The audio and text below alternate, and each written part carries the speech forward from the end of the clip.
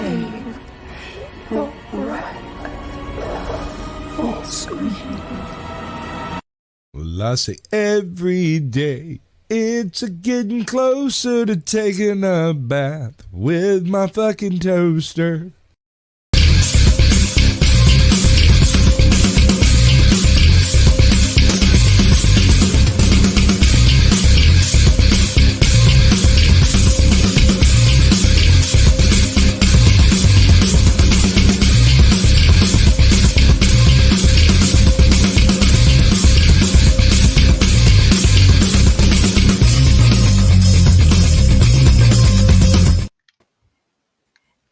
Greetings, salutations, and welcome to the 61st episode of Screaming Into the Void, where we talk about whatever the hell we feel like. My name is Samuel the Infamous, and with me today are my co-hosts, and there should be more coming. The Hijabi Gamer. Hi, what's up? It's Saturday. Video games. I'm here, and everything's good. And Nomi. Hi. Happy to be here with y'all. So apologize about the delay, folks. We were having some issues on my end. Had to reboot the computer and all that. It's been a thing. Today's been a bit of a day. So far, hopefully it doesn't stay that way. Decade. It's been the last couple of years. Yeah. So we will hopefully get through this without too much trouble. I had some things I was going to bring up on screen, and we may attempt that. It may not go well. We'll see how it goes. As we go along, Ryan is coming. He is going to be late. And gay. JV was going to be here, but I haven't heard from him since he asked me what the topics are. So. Oh yeah. Yeah, and Ryan was supposed to be with me on another live stream before this about video games. Yeah. Well, I think. How'd that go, by the way? That was great. It was great talking video games with someone. Of course, when he asked me what subject I would like to talk about gaming related, shooters. So we talked a lot about shooters, and I got potentially someone to play original Destiny with. So. Nice.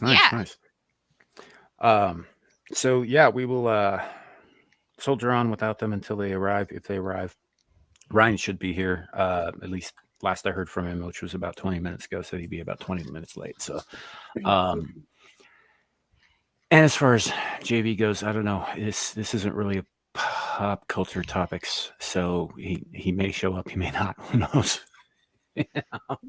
I mean, he kind of sent me a message. Well, not kind of. He did, not warning him how long and slow and boring the last voyage of the Demeter was. Oh no, I saw all that. Yeah. Yeah. Garbage movie from what you said and from what I assumed when I saw the trailers. So, but yeah, no, our main topics today are less about pop culture and more about the state of the world. God, I forgot to turn the volume down off on that thing. No wonder I was hearing two of me. Two of you. I can barely handle one of you. Right. Meantime, let's say hello to the chat. We got Sean D. Sarcasm. Welcome, sir. Clue. Honestly, I haven't been keeping track. I don't know who was first or not. You're certainly first as far as what's currently showing on screen goes. At least on the Samuel the Infamous channel. I think not so much on the Hijabi Gamers channel, and we are simulcasting to a few other places as well. So. We've got there's a bunch of me in there saying we're all screwed up. Hi, Zillage. Good to see you. So first up, it looks like, I don't know if you guys have been following the plan over on Twitter, which I will not call X because that's dumb. I don't think that you should be able to copyright a letter of the alphabet. But they're copywriting X. They have their own identity. It's a brand name, so yeah, it's trademarked. Hi, Lou Castley. Hi, Lou. Hi, Lou. So anyway, if you have been following what's going on over there in terms of like what Musk said he was going to implement last year, it seems like Linda Yaccarino is following through with that, which I find troublesome. So we'll bring up the audio here. This is from a Spaces that's sort of like the group talk feature that's on Twitter. So we will give that a listen. Since acquisitions, we have built brand safety and content moderation tools that have never existed before at this company. And we've introduced a new policy, to your specific point about hate speech, called freedom of speech, not reach. So if you're going to post something that's illegal or against the law, you're gone, 0 tolerance. But more importantly, if you're going to post something that is lawful, but it's awful, you get labeled. You get labeled, you get de-amplified, which means it cannot be shared. And it is certainly demonetized. Back to your direct point about brand safety. So they are protected from the risk of being next to that content. And it's also why it's really important to note that once a post is labeled and it can't be shared, and the user sees that, 30% of the time, they take it down themselves. Staggeringly, they take it down. Since acquisition. So, Bitch. Yeah. and again, this is something that Musk himself said he was going to implement last year. So it's not like this is news, but it's not good. You know, especially for a company that's owned by a man who claims to champion free speech. Yeah. You know, thing and I get. Go ahead. The thing I do not understand about this, and this is one of the things that frustrates me to no end, that I really do not understand about this, is what does it matter what appears next to your ad? I've said this before. I will be watching a Geeks and Gamers video, and I will get Pampers ads. I do not connect Pampers with Jeremy from Geeks and Gamers. So I don't understand. Who cares? If I were to get hate speech followed by an ad for Reese's chocolate cups, it doesn't make a difference. I don't think any less of Reese's. Honestly, I think it's based on the algorithm and what content I view. So like if I view a lot of video gaming videos on YouTube, I get a lot of video game ads, most of them god awful mobile apps. But I don't connect the ad for Raid Shadow Legends with PS Toy review. So I don't understand what's the big deal. Who cares what appears next to what?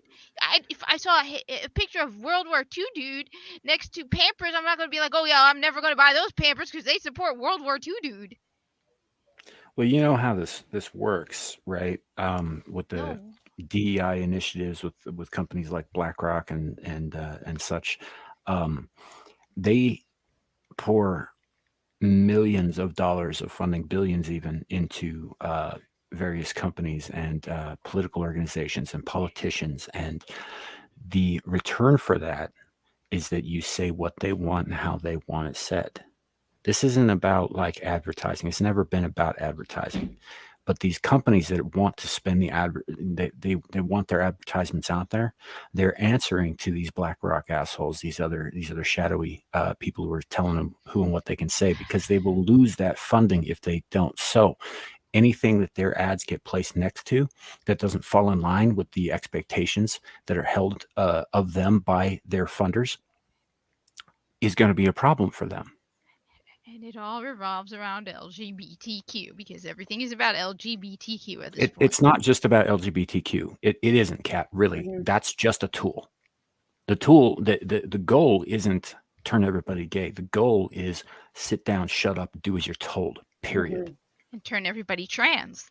No, just a tool. That is not the end goal. That is just one of the ways they're forcing the sit down, shut up, and do as you're told thing.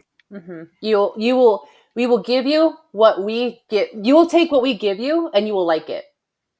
That's what they're coming from, Kat. You know, say if you want soda, but they're giving you water instead. You don't want soda. tough nuggets. You're going to get water and you're going to enjoy what they give you. Yeah, well, I'm not very good at listening. It's not going to matter. And for those people who aren't very good at it, you know what's going to happen? You're going to get shut down online. You're gonna be silenced. You're gonna be pushed to the corners of the dark spaces where no one will see you. Yeah. You will be silenced and forgotten. You And will then also be shunned as well. Yeah, eventually it'll extend to other things because companies, for example, like say MasterCard wants to have their advertisements on there. MasterCard doesn't like what you're saying. So Twitter goes out of their way to make sure that MasterCard stays happy by shadow banning you. But MasterCard also remembers you. Mm-hmm. MasterCard will start fucking with your finances if you go through them. And Yep. maybe they'll reach out to some of the other companies like Amex or Visa or whatever else you have out there. I mean, we already know Capital One is fucking corrupt as shit. You know, what's in your wallet? Somebody else's hand. You know, and they start messing with your ability to feed yourself, to pay your mortgage. You know, eventually you end up with a bunch of silenced, disgruntled people living in cardboard boxes under freeway overpasses. That's where this is going. Mm-hmm. Again, the gay thing, the trans thing, they're using those communities as a tool to get to that point. It's got nothing to do with them. They're just one of the easiest things to use right now to achieve that goal. It's because they're sheep. Which, by the way, if I were gay or trans, I'd be super fucking pissed about. If I were gay or trans, I wouldn't even say I was gay and trans at this point because it's embarrassing at this point, given how crazy some people are. Like, yeah, I don't know what to talk about. Yeah, so I'm not, but I'm just. Yeah, so it's just one of those things that's it's part of why they're pushing for all of these restrictions on two-way as well, so that when it is time for the banks to come and oust you from your home, you won't be able to do shit about it. Because they're going to show up with a bunch of armed IRS agents to force you out. And if they can't force you out, they'll put you down. They'll take you by force. There was a gentleman put down last week in Utah for saying some mean shit on the internet, saying some stuff that maybe he shouldn't have said. Sure. Yes. But they killed him for it. A man in a wheelchair. An elderly man in a wheelchair. The FBI showed up at his house and they put him down. It's literally about control, Kat. It's not they're trying to push an agenda just so you can be with the same sex or cut off your titties. They want to control what you say, what you do, and they want to have control over your money and oversee what you're buying and what you own. Yeah. So, and as far as the man who was shot, let me see if I can find something on that. I don't recall what his name was off the top of my head. But yeah. Oh, look, some of the stuff I've bookmarked is no longer available pertaining to shadow banning, by the way. That's Funny how not that on the nose or happens. anything. Yeah. Yeah. So yeah, but the gentleman who was shot, and I say gentleman because I don't know the man. He had said that he was gonna, Minecraft POTUS upon POTUS's visit to Utah, I believe, online. He had made statements to that effect. I don't know if he actually said he was definitely going to do it, but it certainly seemed like it. And the three-letter agencies are obligated to follow up on credible threats. Well, the thing is he was an old man in a wheelchair. They could have arrested him. They didn't arrest him. Yes, but I'm like, wait, why did they didn't shoot some guy in a wheelchair for? Because he's not. Because he's an example. They made an example of him. A great example. The whole reason they did that was so that we would know that if we get out of line, we're dead. Yeah. A great example being Ryan. No, just kidding. Welcome, Ryan. Thank you, Lou. Craig Roberts. Yeah. Thank you, Nomi. What am I an example of? No, I was just being dumb with that. But what I was going to say, you missed a fun conversation today. What did we talk about? First shooter video games. Oh, I know. Yeah, no, I know. I feel bad, but you should feel very bad. Guilt, man, guilt. Just lots of guilt. Hey, family comes first. That's all I can say about that. Yeah. No, you're right. I could still do the. Ohana do- means family. Ugh. So I was gonna go back on my my example. So I don't know if you've seen this movie Cat or not, because I know you're Muslim Hey, and Kenzo. everything. But there is a movie called The Pianist. It has Adrian Brody in it, and he is a Jew living in, I think it was Poland. No, not Poland. I say It was Jew. I am a Jew, but I am Jew.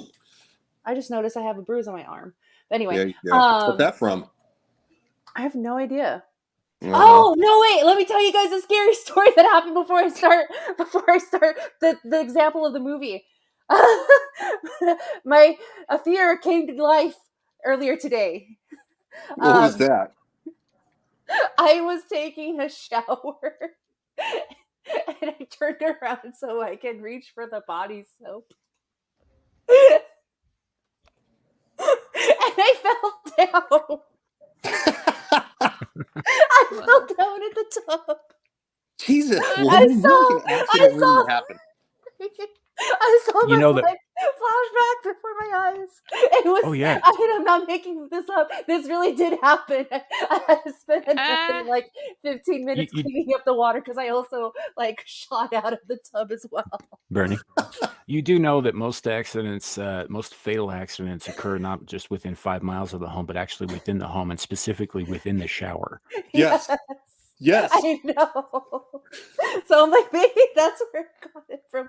Like, I mean, it's not like that big of a bruise, but like, what did I do this morning? That's right, I almost died. Fetmane Third says, that must have been an aggressive turn maneuver. I don't know it. Like, I have no idea what happened. I literally was just like, okay, time for like the body wash, and then next thing I just fall over. That was that really did happen. Scrub too hard, damn it. I didn't even scrub. I just turned.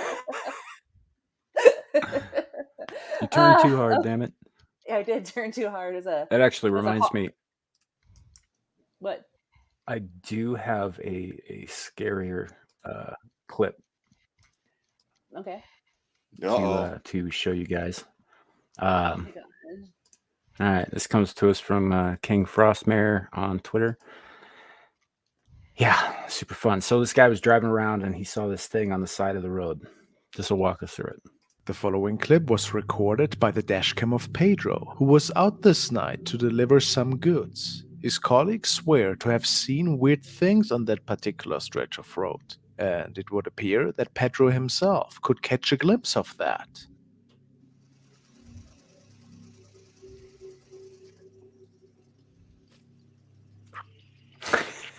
Oh, I've seen that one, yeah. He noticed what appeared to be a pale woman sitting on the right side of the road. She doesn't look human at all, and I find that her fingers in particular are looking extremely creepy. Pedro saw this with his own eyes at the time and decided against stopping to see who this exactly was. Yeah, he just kept driving. Dude was like, Oh, fuck yeah. this shit, I'm I out. would keep driving too. I would definitely keep driving. That is pretty scary. As long as you don't see a woman in a wedding dress gown or just like a white gown, Right. and there's a body of water nearby, yeah, you run the other way. Don't go towards that person at all. That is Lily, Yeah. and she What's will with the- drown you. And she wants her kids back. What sucks is when people see shit like that on the side of the road, they usually call the cops, and then the cop has to go investigate. Yes. Yeah. So, Kat, for context, I think Nomi's referring to the woman in white, or La Llorona, who is there is a specific Mexican legend about a specific woman named La Llorona, but the woman in white phenomenon is actually all over the place. Like they've got stories about this in Europe and in the Americas and all that. And basically what it is a supposed to be the ghost of a woman who, died horribly, usually after killing her own kids. Usually in a kind of a hitchhiker sort of scenario. When you find her, like, you pick her up, she asks you to drive her home, and you never arrive. She takes you with her. into hell. Yep. I think so. Yeah, if you see a lonely woman, especially if she's been crying on the side of the road, especially if she's dressed in white, don't pick up that hitchhiker. I will never pick up any hitchhikers. Thank you very much. There are a lot of sightings of women in white on the side of the road who've been, obviously murdered and stuff like that. So it's a fairly common occurrence. Usually, and some people have even picked them up and stuff like that. And then once they pass the cemetery where they're buried, which is usually nearby, the apparition disappears. Right. Like generally the campfire story goes is that, a crying hitchhiker was picked up. Usually it's a girl or a woman, usually wearing white, and they ask to be taken home, and they're soaking wet. And so they sit in the car and you drive, and they direct you and all that stuff. But by the time you get to where you're supposed to be going, right, you turn and you look, and the woman is gone. You never heard the car door open, nothing. Yep. But there's almost always a patch of like wet damp where she was sitting. Yep. Okay. It's a ghost story. Yes. But I believe that ghost story very well. Oh, the house where I'm staying is haunted. No, Tom. Not The house you're staying at is haunted? Mm-hmm. Ooh, tell me. I want to know. Well, this is the house I grew up in. I'm staying with my dad until all my money gets through and stuff like that, and kind of transition from moving from Florida. So, and I mean it's a big house. It would go for probably a good, I don't know, freaking $100,000. Anyway, but there's always been weird stuff that happens in this house. You hear footsteps and stuff like that. And when my nephew and my dad went out of town a couple weekends ago, because they were gonna go on a trip to come get me and move all my stuff back, but we found an easier way to do it. So they decided just to go on their own trip. Well, anyway, I'm here, and I moved obviously my 2 cats with me, but me and one of my cats are hanging out. I'm on the computer or whatever. Literally, you hear footsteps like shoes down the hallway, and I hear it, and I'm like, what the fuck? And I thought maybe they got back early because they were supposed to be back the next day. And even the cat heard it, is like looking in the hallway, like, what the hell? And I go out in the hallway and there's nothing.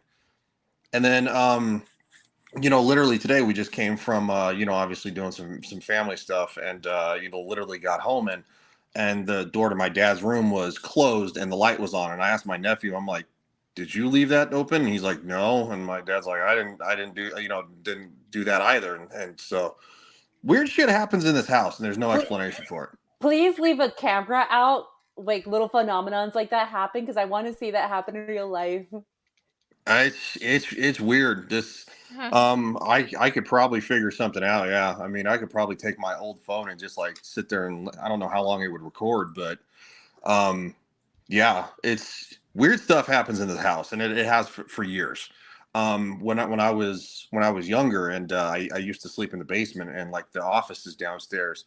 My dad all the time, if he'd be working on the computer, like 10 o'clock at night or something like that, he would think that I would walk by, because he would see something out of the corner of his eye that looked like, he thought I was, getting out of bed to go to the bathroom or something, and I would be asleep in bed.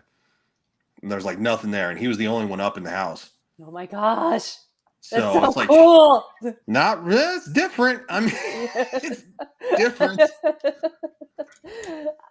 I mean, I've had like scary supernatural things happen to me as well. So I like hearing things like this, especially because it's not involving me; it's involving you. So Watch, I'm not ignoring you. I don't have my setup. I don't have my old setup back together. I'm missing literally one power cord that holds the whole thing together, and I can't.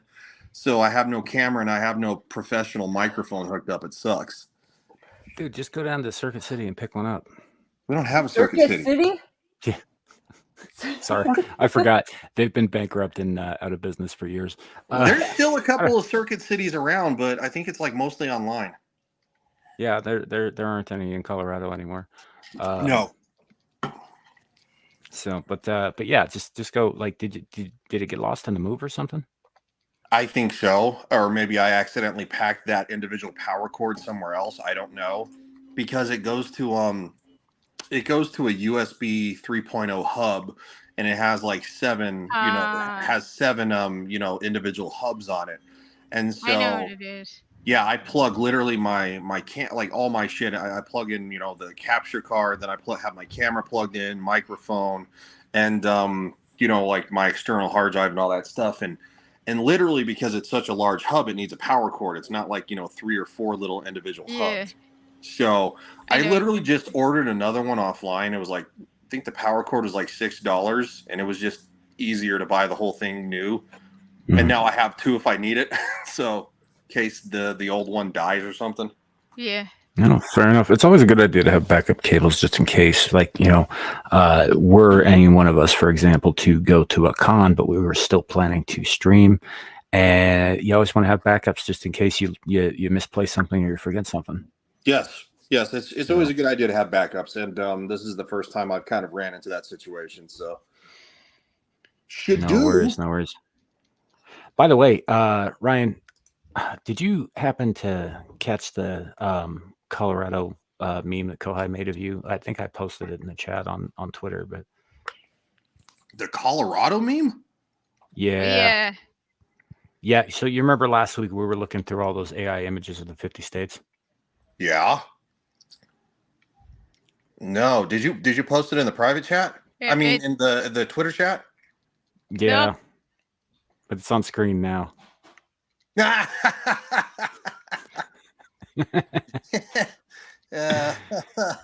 I mean, I'm not bald like that. If anything, I like the Butterball Ryan meme from JT Oh, last night. Wow, the one with JB in it? Yeah. That was a little gross, a little much. JT Gunn, if you're out there listening, I hate you a little bit for that. But you did a good job on Ryan. He looked like he was like a perfect butterball. Yeah, that I'm literally looking at it right now. That guy is the size of a freaking butterball turkey. Looks like exactly like a butterball turkey. Actually, like you've been stuffed and you're getting ready to be popped in the oven. And it looks like you've been basting too. So just kidding. I know, dude is pasty as fuck looking. Basting, like BASTING. Oh, I know, but I know that's what I'm saying. Like, because he looks like he's greased up, because he's like super white and pasty, so it looks like he slathered himself. Well, that's a big turkey. You got to grease him up just to get him in the oven. Yeah, is that what it is? Yeah. Sometimes you got to lube it up, huh? So, to get back to what we were talking about before Ryan came in, not that I'm blaming you at all, buddy. I'm not. It is how it is. I am. I am. I will not take that kind of abuse from my hetero life partner. Oh, you'll take it and you'll like it, or I'll get a fucking U-Haul and run your ass over with it. Please, I need something. Lesbians? In Minecraft. What are we, lesbians? I mean, so I was giving an example. Sorry, I don't want to go back on that again. But there's the movie Pianist, Cat, where it's when the Nazi regime was starting and nobody was taking it serious. Like, oh, it should pass. But there's people who were smart enough who got out first. When it was too late, they did a lineup of people and Jewish people, where just for the sake of lining them up, see where they're at, what they're living for. And there was one girl who was in the lineup, young girl, and this is a movie, where she asked the Nazi officer, what's the reason of being held up in a line? She asked that question and he shot her point blank. It was just a legitimate question. Like, hey, like wondering what are we doing here? What's the reason? And that's the power that the Nazi regime had. They didn't like what you said, or you questioned the authority, or even thinking, they will take you out with no hesitation. Wrong thing. Yeah. And they're not I know everybody goes back to the Nazi example and that's like the most popular thing to make comparisons to. But the fact is they weren't even close to being the first regime in history to implement that kind of behavior, and they certainly yeah. weren't the last. Definitely. And that is again what we're witnessing. The difference here is that, and the reason that the Nazi thing is so appropriate to the metaphor is that they were the only ones in recent memory who came as close to actual world domination as they did. Mhm. And that is the goal here. It isn't just like my spot of Europe or my spot of US, and they'll all listen to me, or like up in Canada, Trudeau lording it over like he's, Lord Fauntleroy or whatever. I didn't have a good joke for that. Lord Farquaad. Anyway, so the goal is total domination over the entire species. Mhm. The problem is that there are too many people for that to be a viable thing to do. It's logistically impossible with 8 point whatever billion people. Can't be done by a small body, a small governing body. It just can't. They cannot be everywhere all at once. So the logical conclusion would be, if I were them, to reduce the population to a manageable point, say 500 million. Right, which, by the way, requires ending the lives of 7.5 billion people. One way or And the that's other. also a specific number that they've actually pointed out is 500 million. And that's why I pull that number up. Now, Bill Gates is and not Kamala like Harris have both said it. this is obviously not something, they're not as much under a time crunch as one might think, because if they were, they'd just start offing people. Right now they're working on sterilization, which is a lot easier to convince people to get into. This is where the trans thing comes in. This is where the gay things comes in. Gays may adopt kids, but they don't have them. Mhm. Transgenders typically are sterilized in the process, that cannot have children after that. It isn't about supporting gay and trans rights so much as it is about preventing future generations from being born in the first place. And thus, when we get old enough that we start dying of whatever causes, natural causes even, right, there won't be enough people to replace us to maintain the current population, and eventually they'll get down to that number that they're talking about. 500 million is not viable. It won't work. Society cannot run at 500 million. It I can can under a see them- single government. Yeah, but Mhm. why? What's the point? Just the Power, planet is control, too big. to be, Control. Yeah, to then be. control multiple governments, but to turn No, there it's- won't be multiple governments, Kat. At this point, all countries will be One defunct. world government. There will don't- be a single governing body for all that remain. Mhm. That's why This is people. why I don't Yeah. Go ahead, Sam. Yeah, this is why I don't fully understand why there are so many allies of the WEF. Like we saw a few months ago, Kat. You remember that footage from the conference in Dubai, right? And there were so many Arabs there who were all about ESG, and they were all about clamping down on speech and wrong think, and they were all about getting that vaccine out there and all that stuff, because they believe, and we talked about this at the time, they believe that in the end that they're going to be the ones that come out on top. Well, so does everyone else. Everybody else involved in that, they all think they're going to be the ones to come out on top. Eventually they're going to end up turning on each other. None of this is viable long term. Mhm. We're looking at possibly the extinction of the human race yes. down the line, but the plan from the people behind the people is to get the population down to a manageable level, no more, no less than 500 million worldwide. Right. That's what all this climate shit is about too. It's about scaring people. If they actually cared about the climate, do you think that they would be pushing to reduce carbon in terms of human lives? Do you have any idea how much greenhouse gases will be released with 7.5 billion rotting bodies? Yes. We're talking like permanently altering our atmosphere, in that case, which is why they're taking the slow approach. Because if they just offed everybody, they'd have problems that would sustain them. But the way that they're doing it, like, society continues more or less on the path that it's going on, except people aren't having children. Some people are, but most people aren't having children. So a lot of people can't have children now. It's part of the reason that I think the vax was about forcing sterilization, or at least prepping people to be sterilized. So, and they wouldn't even necessarily have to know it. All they would have to know is that, oh, I took the shot because, they said it would protect me from this, this, and this. Maybe they'll find out down the road, but it'll be too late. Maybe some of these young kids who aren't dropping dead of myocarditis or something like that down the road will decide to have families of their own, but they won't be able to. They've been changed fundamentally. Their DNA has been altered. So down the road, and I've said this years ago, if I wanted to bring about the end of the human race, if it were me, if I were the supervillain here, what I would do is simply sterilize everyone at birth and get them to think that it was their idea. Because that way there's no violence, there's no gunshots, there's no mass graves. All there is are people living out the remainder of their lives in relative whatever. They're just not raising up anybody to replace them. In 100 years' time, there would be no more people. Isn't eugenics fun? Yes. And that's exactly what it is eugenics. The United States started eugenics, and then, of course, Sieg Heil took it to a whole new level. And Hitler credits the United States for starting it. He perfected it.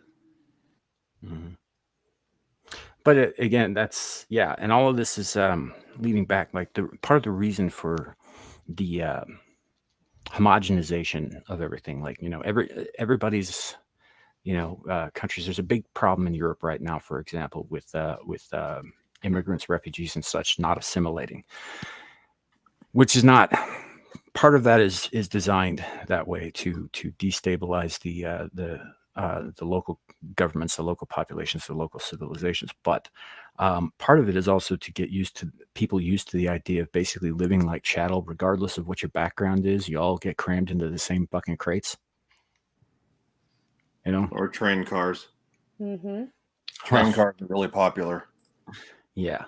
So it all comes back. I'm starting to believe that when we had Mr. Korn Nemec on the show a few weeks back, I think that I'm starting to think more and more that he had a point, that the faces that we're seeing who we've traditionally, and by we I mean me, who I've traditionally thought of as the problems, are just the faces of the problems, that we don't actually know who's pulling the strings. Like Klaus Schwab might just be a figurehead. No, I think he is the front runner. I think he's just a face. I think there's probably multiple faces. I would even probably go as far to say as there's an organization that they all get together and. Oh, I'm sure that there is. Direct democracy works for them, but it doesn't work for us. Well, that's because direct democracy doesn't work in a group smaller than, say, 10 or larger than, say, 10. Anymore than communism works. Communism doesn't work in a group larger than an Amish community. Nope. In an Amish community, it works. But everybody contributes. But any larger than that, and you get, too many people who are like fucking off or shirking their duties or want to do something else or whatever. People start thinking they have can have their own ideas and their own voices and shit like that. And that basically communism can't work like that. No, you have to be of one mind. And the only way that happens is in small communities. Mm-hmm. Yeah, you got to smash that with a hammer. You can't let people have their own individual thoughts. I would also say that Amish communities are pretty fucking far from utopic too. Yes. They ain't perfect. They ain't all happy. There's something to be said for the kind of simplicity. I think that there's some charm in that. But yeah, it's not a perfect solution even for them. There are on record there are calls for service from law enforcement and for domestic violence in Amish communities, even though they don't have access to a phone. They don't have access to a phone in their home, but most of them have access to a phone in their community. Yeah, I think most of them have one that's at least nearby, just in case of emergencies and shit like that. It's usually like a general store or something like that. They'll have usually like a roadside store. Maybe just something that's probably, I don't know, that 500 square feet or something. It's got a phone. It's stupid Americans drive by and they buy stuff like, oh, it's an Amish quilt, stuff like that. Yeah. Unless it's a community run by Jim Jones. That was a whole other order of catastrophe, and every one of them ended up dead too. So, but but yeah, and so what we're talking about is something on a global scale that hasn't been attempted since the Nazis. Not seriously attempted. I mean, obviously, the Soviet Union staked its claim on about a quarter of the fucking world, the populated world, sure, which is a lot of area and a lot of different peoples, and that was an attempt, but they also stopped expanding at a certain point. They didn't attempt a global takeover, whereas the Nazis did. And I've said this before on this channel. I absolutely think that we're witnessing the same shit from successors of those very same Nazis. But instead of the Blitzkrieg, they're using the banks. Oh yeah, They're using capital. They're using money. They're using coercion. They're also they're using the useful idiots for an ideology that only works for a small amount of people. Because you get these kids running around talking about, oh, socialism is so wonderful. Oh, it's like, and then of course they want to sit there and argue and be like, oh, well, National Socialism, that would be the Nazis, by the way. Well, that was a far right ideology. Not really. No, it was far right ideology in Germany, but it actually falls under far left. It really wasn't. It follows under far left ideology in modern politics, and they will argue that tooth and nail. For those of you out there who don't know how Nazism came to be, how their version of fascism came to be, because again, for those who don't know, they were not the only fascist country at that time. There have been 4 fascist regimes, like purely fascist regimes, in the 20th century, and only 4. There was Argentina, Spain, which actually was a little bit later, Italy, and Germany. And Italy and Germany are tied together in that basically fascism was invented by Mussolini, by Benito Mussolini, who became dictator of Italy and all that stuff. And what he did was he built his idea of what fascism is on the socialist ideals of Marx and Engels.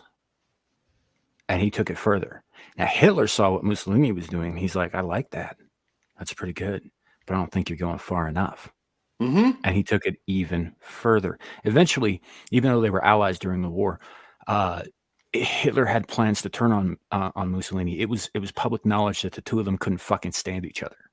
No, they were. Yeah, I knew that.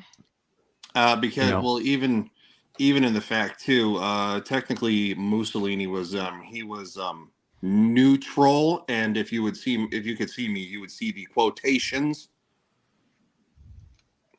So no, there were many U-boat bases found after the war, where it's like, I don't think the neutral country that Mussolini supposedly ran would be having bases, these kind of concrete bunkers and stuff like that, these U-boat bases. That just doesn't really fit with the technology they had, but it sure as shit fit the German engineering, because the Germans were fucking phenomenal at underground bunkers. Well, sure, but those were for later. Those were for after Italy had served its purpose. At the time, it was acting as a buffer between the Allies and Germany. Yeah, pretty much. And that's right where Hitler wanted him to be. He wanted Mussolini to be busy fighting off Patton and such. Mm-hmm. And which is what happened. And eventually they lost, obviously, in Italy, and the people of Italy turned on Mussolini and they killed him, and then they paraded his bloated corpse through the streets for like weeks. Because there is no vengeance like Italian vengeance. But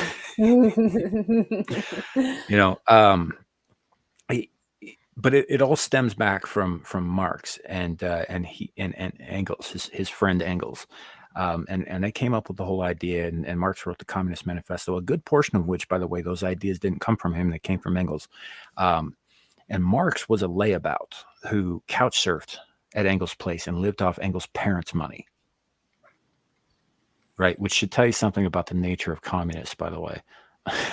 They're lazy. It's like, you have stuff, I want stuff. Give me your stuff. Pretty much. That's it. That's pretty much the whole ideology. Yep.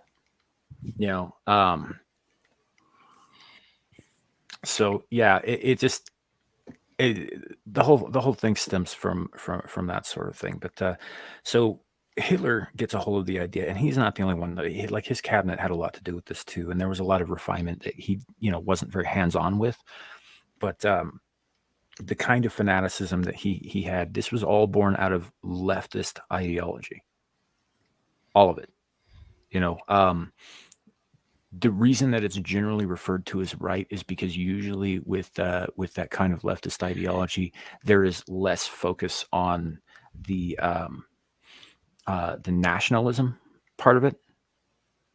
Then I mean, it's still there. Obviously, it's still there because the government seizes the means of production and all that stuff, and everybody's a partner except they're really fucking not. They're slaves.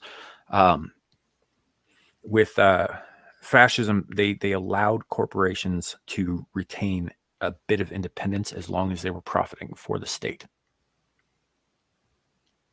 And that was really the main difference, which is why when people talk about corporatism and they mix that up with like capitalism, or they say, oh, it's like fascism, and they mix up fascism and capitalism. A lot of that has to do with how the Nazis treated businesses, successful businesses, and again, like any other socialist governing body, they said, you will do what we tell you when we tell you. You serve us. Everything that you have are belong to us. All your bases are belong to us. But as long as you're profitable, we're gonna grant you a little bit more leeway than we do, say, these guys over here who are talking shit and maybe not producing like we want them to. Mm-hmm. And that's where the kind of the right wing angle comes in. They gave a little bit more leeway to private business owners and private corporations than say Soviet Russia did, for example. And that was one of the reasons, by the way, that the Soviets and the Nazis did not get along. It wasn't just because communists and Nazis, they're at odds. No, it's because different forms of socialism cannot stand other forms of socialism. Mm-hmm. Anytime that you get two socialists of varying ideologies, and it doesn't have to be a wide variance, they will go at it as long as they don't have a common enemy. Every fucking time. Hitler's mistake, if you ask me, wasn't in turning on Russia, because he planned to do that anyway, in the same way that Stalin planned to turn on him. Because this is kind of like what we're looking at now, with like different disparate groups of people banding together to force a common world order, but each of them thinks they're going to come out on top. The Soviets and the Nazis both were using each other. They had a common end goal and a common enemy, which was everybody else. But eventually they were going to get to a point where their common enemy became each other. Because only one, it's like Highlander, there can be only one. No, Shadow, no. Enough with the militant authoritarianism. Enough. Yeah, that's. Sometimes I'm not sure if you're entirely joking, but no, that's just as bad. Authoritarianism is never good. What does he think Nazism is? I know. That's why I was like, what the hell? Yeah, what? Like, no. Militant authoritarianism is exactly what we shouldn't have, man. Yes. Yeah. So, hey, Squatch, good luck with your podcast. I hope it goes really well. See you, Squatch. He's making the moony eyes at you. I like that he complains that Ryan doesn't pay attention to him, but he never acknowledges me. But it's okay. Oh wow! It's okay, Squatch. Wow. Oh man, that's none of my business. Yeah, I don't know what to say to that. Long story short, though. Okay. Oh wow! Sorry. Are you gonna die? Not anymore. Don't joke on it. I got under control now. Are you sure? Yeah. I think Islam for Europeans. Yeah, I think he is not to speak it for you, Ryan, but you remember a while back you asked Islam for Europeans if he wanted to do a thing. No, now I feel bad because I don't. You created a whole Twitter group. Yes, you did. Oh, that's right. The history one. Oh no, yeah. I just looked at that today.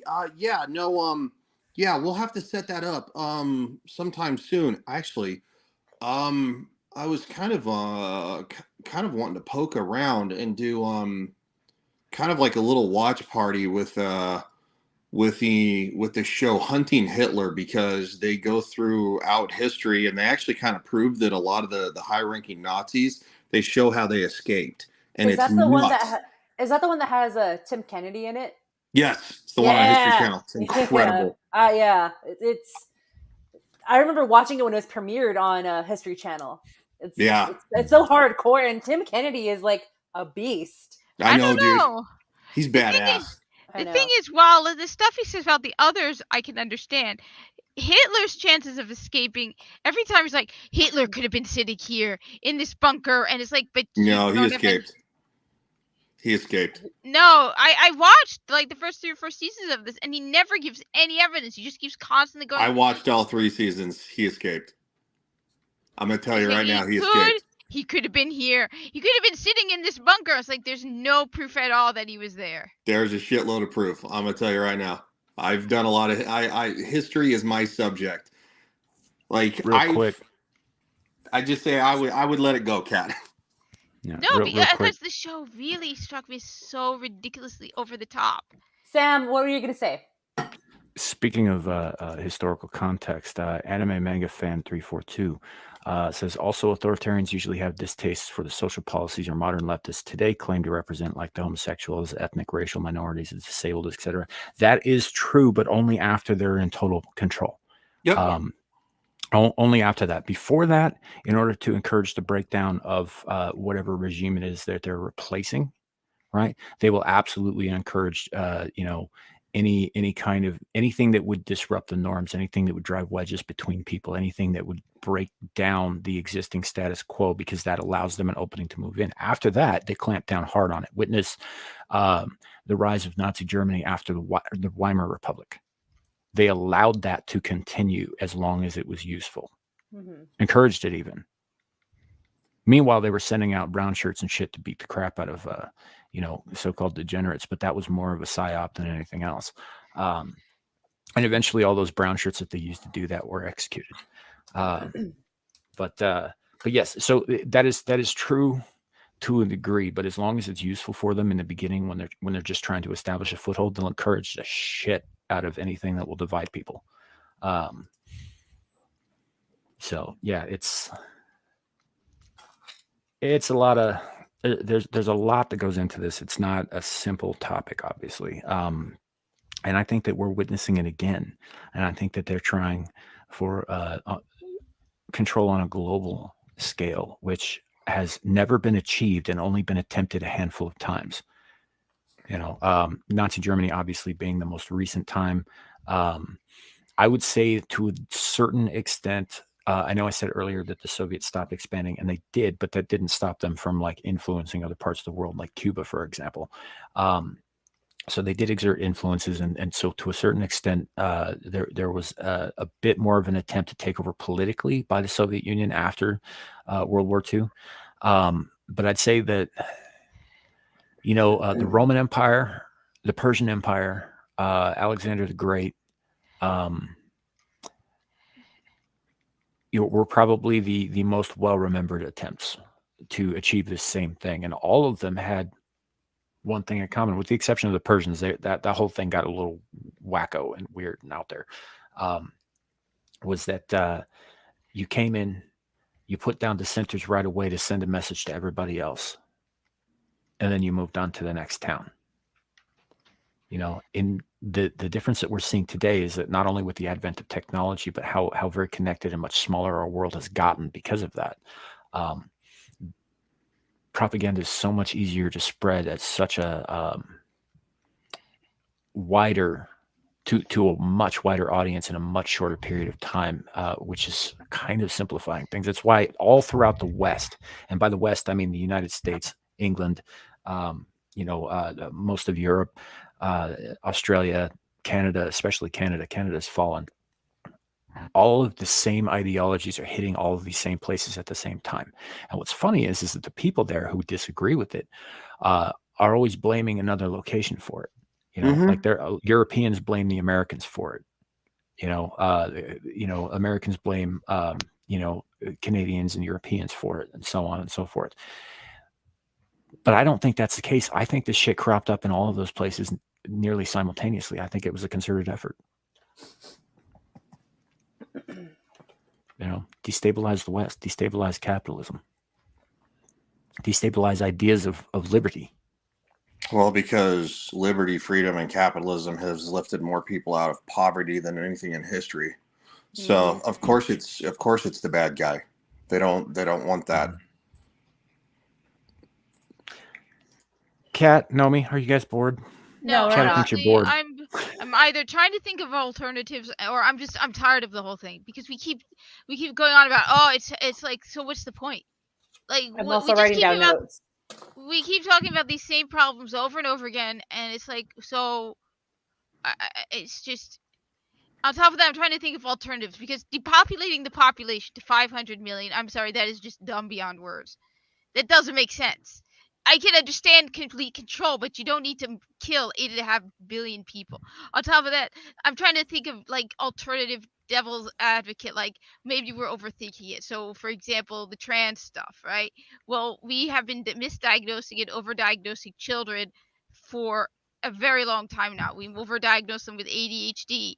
I knew a guy who wanted to give his 5-year-old bipolar medication. What if it's just about profit and, medicating people? So I'm trying to think of alternative, because on the other hand, I'm just going through arguments in my head. On the other hand, yeah, all of a sudden these ideologies are just popping up out of like just out of left field. Where it's like, okay, why are they so obsessed with LGBTQ? It just, but then it's like, is it really about depopulating? There are much easier, better ways of depopulating than convincing everybody. I mean, one theory I had was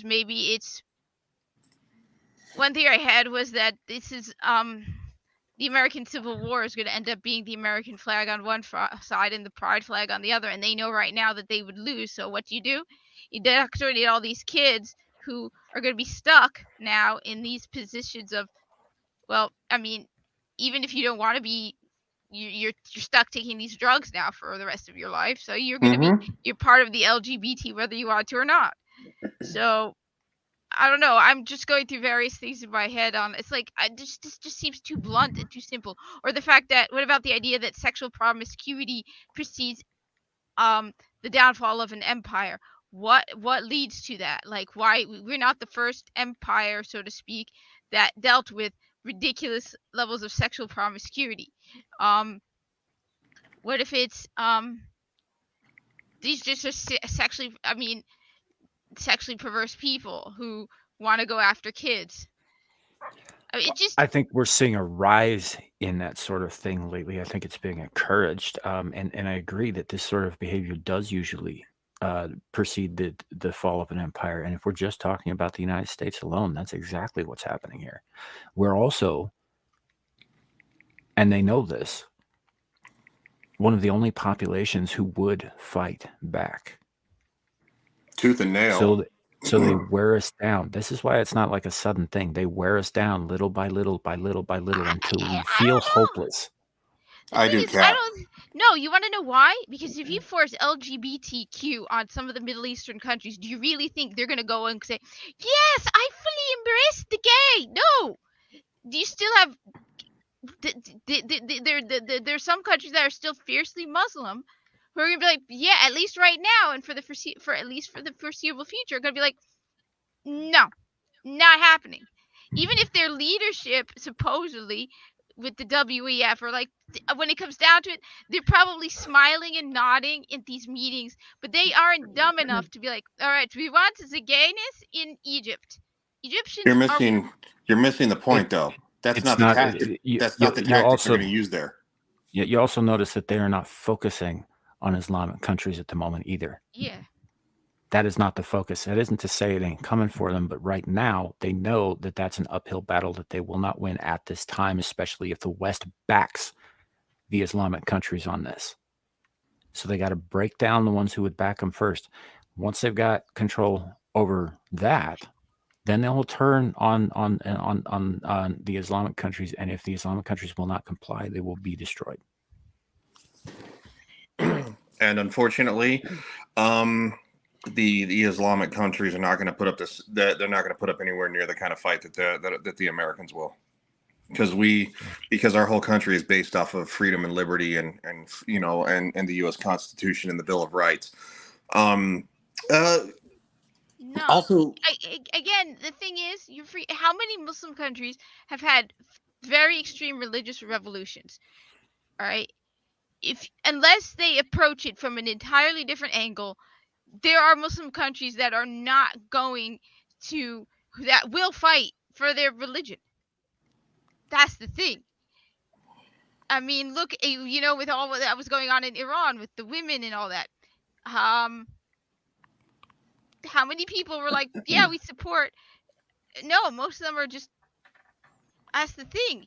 Unless you go out of it, go through a way that is religious. Even here, I mean, no, Again, right now, what they're doing, they're tearing down the West this way with the perversities and the sexual proclivities and the fucking up children's lives and all that. That's one roadblock at a time. So they're coming after this first because we are the most likely to fight back in the event of an actual shooting war. We are the most likely to be successful at fighting back in the event of an actual shooting war. Are you back, buddy? Yeah, sorry. I really miss my setup. You hit one, you know what? StreamYard's on a computer is so much easier, and you hit one little button, and it's just like, yeah, it's so sorry, dude. Yeah. So Islam can, the Islamic countries, the Middle East, they can wait. In fact, they probably won't be next on the list. Next on the list will be the Far East. Because Europe will already have fallen. As far as geopolitical stuff goes, as far as controlling things goes, right now, like take Africa, for example, a lot of resources in Africa, a lot of people who are against this kind of thing in Africa, but a lot of those peoples are not nearly as well armed. And regimes get overthrown every damn day in parts of Africa.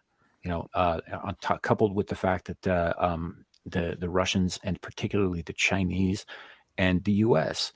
own a large portion of the African continent and its resources. Bought it all up after the Nazis got done getting their asses kicked. Mm-hmm. They are not concerned about what Africa thinks because Africa is something that they can pretty much take anytime they're comfortable. One brought up Jamaica doesn't play with this sort of thing either. Jamaica's a bit player. It's one island. It's unimportant in terms of scale. Eventually they'll get around to it, yeah. But by that point, everybody else will be lost. Islam will probably I say Islam. I don't mean Islam. I mean the Middle East will probably be the last on the list because they again would fight on religious grounds. Although I believe at the time when the globalists decide to take the Middle East, it will no longer be about degeneracy versus religion. It will just be they will no longer be hiding behind that mask. Cat, it's actually easier to take over the world than you'd think. And by that time, they will have all of our resources, all of China's resources, all of Russia's resources to bring to bear against the Middle East. Which is why 500 million people does not make sense. That is a ridiculously small number. That is a ridiculously small number. It's really not. Most of the world operated on that or less than that for most of our history. Yes, but right now, with the state of the world and with the way we need different fields, no, there's the certain state of the world will not remain as it is now. I think is where you're getting hung up. They're not going to maintain this infrastructure. To drop the population of 9 billion down to half a billion will take far too many resources. Even with this, okay, here's this: trans men can have kids. Trans men have kids. Apparently, not if they sterilize themselves. No. The testosterone, if they take it after puberty, which a lot of them do right now, these are the men you see all over the internet having kids. They're trans men. They still have beards. They still, I think they have to temporarily stop the testosterone, but they're taking testosterone and they can have kids. They're not going to be having healthy children. Obviously not. But to cut the population down from 9 billion to half a billion is going to take a very, very, very long time. It's a long game, Kat. It's been in works already for well over 100 years. And while the birth rate is still down, there are other areas where the birth rate is up. Down? There, It's in the toilet. in some areas, yes, but not The everywhere. United States' birth rate is 1.57 kids per American household. That is less than 2 children per American household. But And again, it is dropping. Yes, but that is still going to take a very, very long time to drop the population from 9 billion. That alone is It's one taken, big it's taken 50 years to get to where we are now. I to think get you're to get to 9 billion. Yes, but to I get think, Kat, rid of all, they're not concerned about length of time, how long it's going to take. That's not their concern. but they are in some ways farther along than that is necessary. So I think it's more likely that while yes, they want to drop the population to some degree, maybe cut it in half. But their main goal would then be more about controlling people. And that I can see.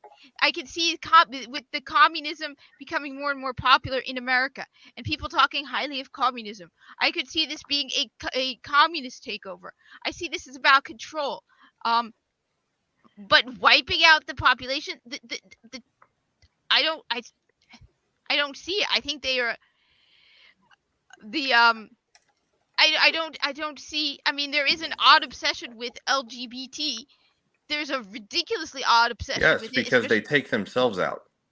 But it's not enough. First of all, you want to know how many? Less than 1 million.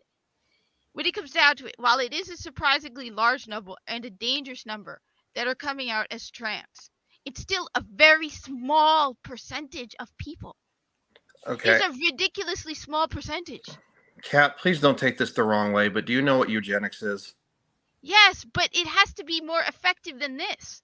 Okay, but do you know how effective eugenics is? It depends on the type of eugenics you're dealing with. You're telling me that one of the goals of the trans thing is to drop the population. Okay. Yes, because it's through eugenics, but it's by self-sterilization or forceful sterilization. Yes, but how you want to know what percentage of people, even in these ridiculously over-the-top times, are? 2% of the population? 3% are trans?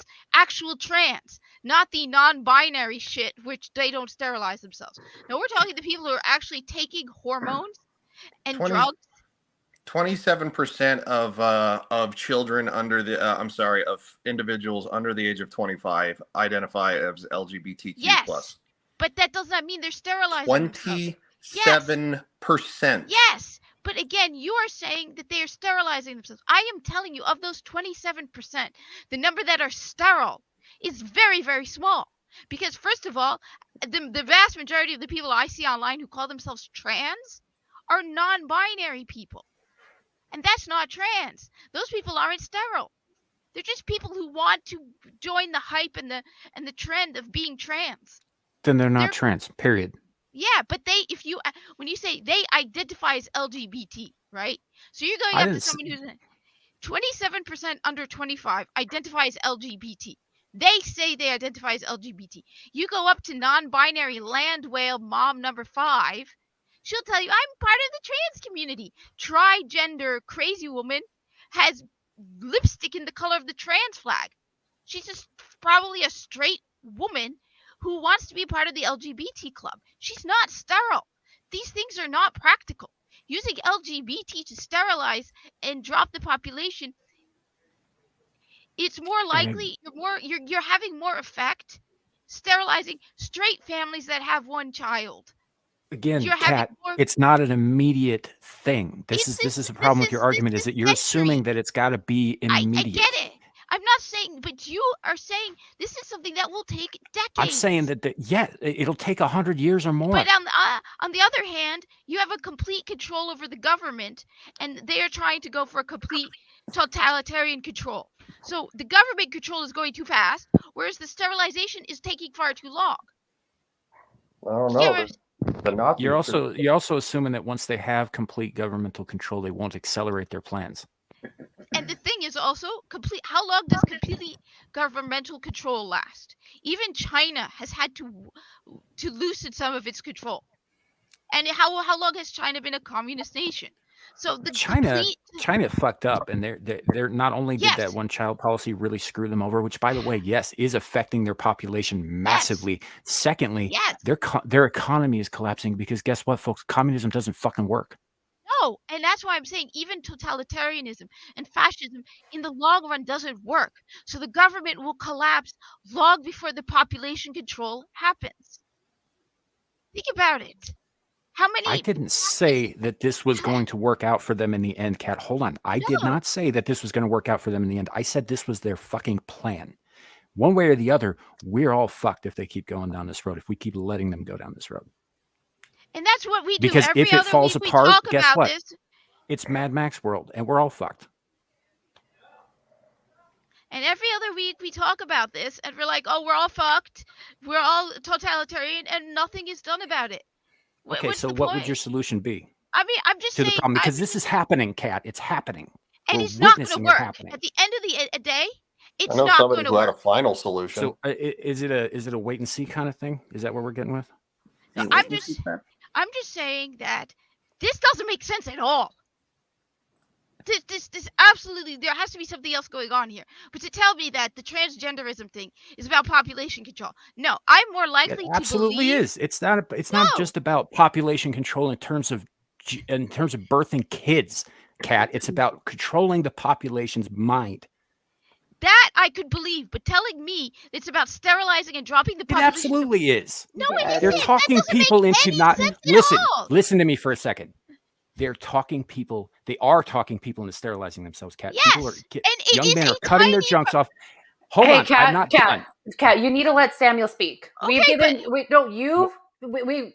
Yeah, we and heard no, you. but you're not No, hearing what I Kat, said. You're you not are hearing not. what I No, said. No, you're I not did hearing hear what what I'm you said. saying. Wait, I no. said that the number of people who are voluntarily sterilizing themselves. Kat, you over talking everybody is not even it's not even a cool friend thing. You over talking us is Because not I fun. just spent the It's last- not. No, we've heard you loud and clear. You need to let Sam I actually speak. spent the last You hour. need to let Sam speak. You know what? Fuck this shit then. Because I specifically said the number of people that the transgender policy sterilizing people is so small. This is not about. It doesn't make sense. None of this makes any sense. None of it. But yes, but This you're not doesn't make letting sense. you're not Robbie. you're not letting Sam explain I himself. heard it. I've spent the I last wanna- hour haven't. listening. We haven't. Ryan and I Wait, haven't. wait. I just spent The audience hasn't heard it. The audience hasn't heard it, Kat. How can you know if Sam never spoke it? Oh, Lord be with her. Gosh. I'm sorry, guys. Like, Samuel, like you were talking straight facts, and so was Kat. But how can she has some points. We disagree. Yeah, We'll work it yeah. out later unless she decides she wants to come back, and then we can talk it out then. We do disagree on some things, obviously. Yeah. But yeah, as far as that goes, and she's right. I did kind of lecture for about a fucking hour, so there's that. Yeah. I'm gonna say this though.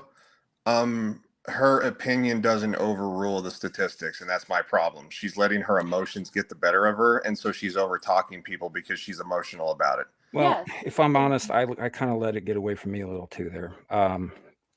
But well, even when she was talking to me, like, and that's my problem. If I give you a statistic, you don't get to throw it back in my face and say, "Well, that's not correct." That's horse shit.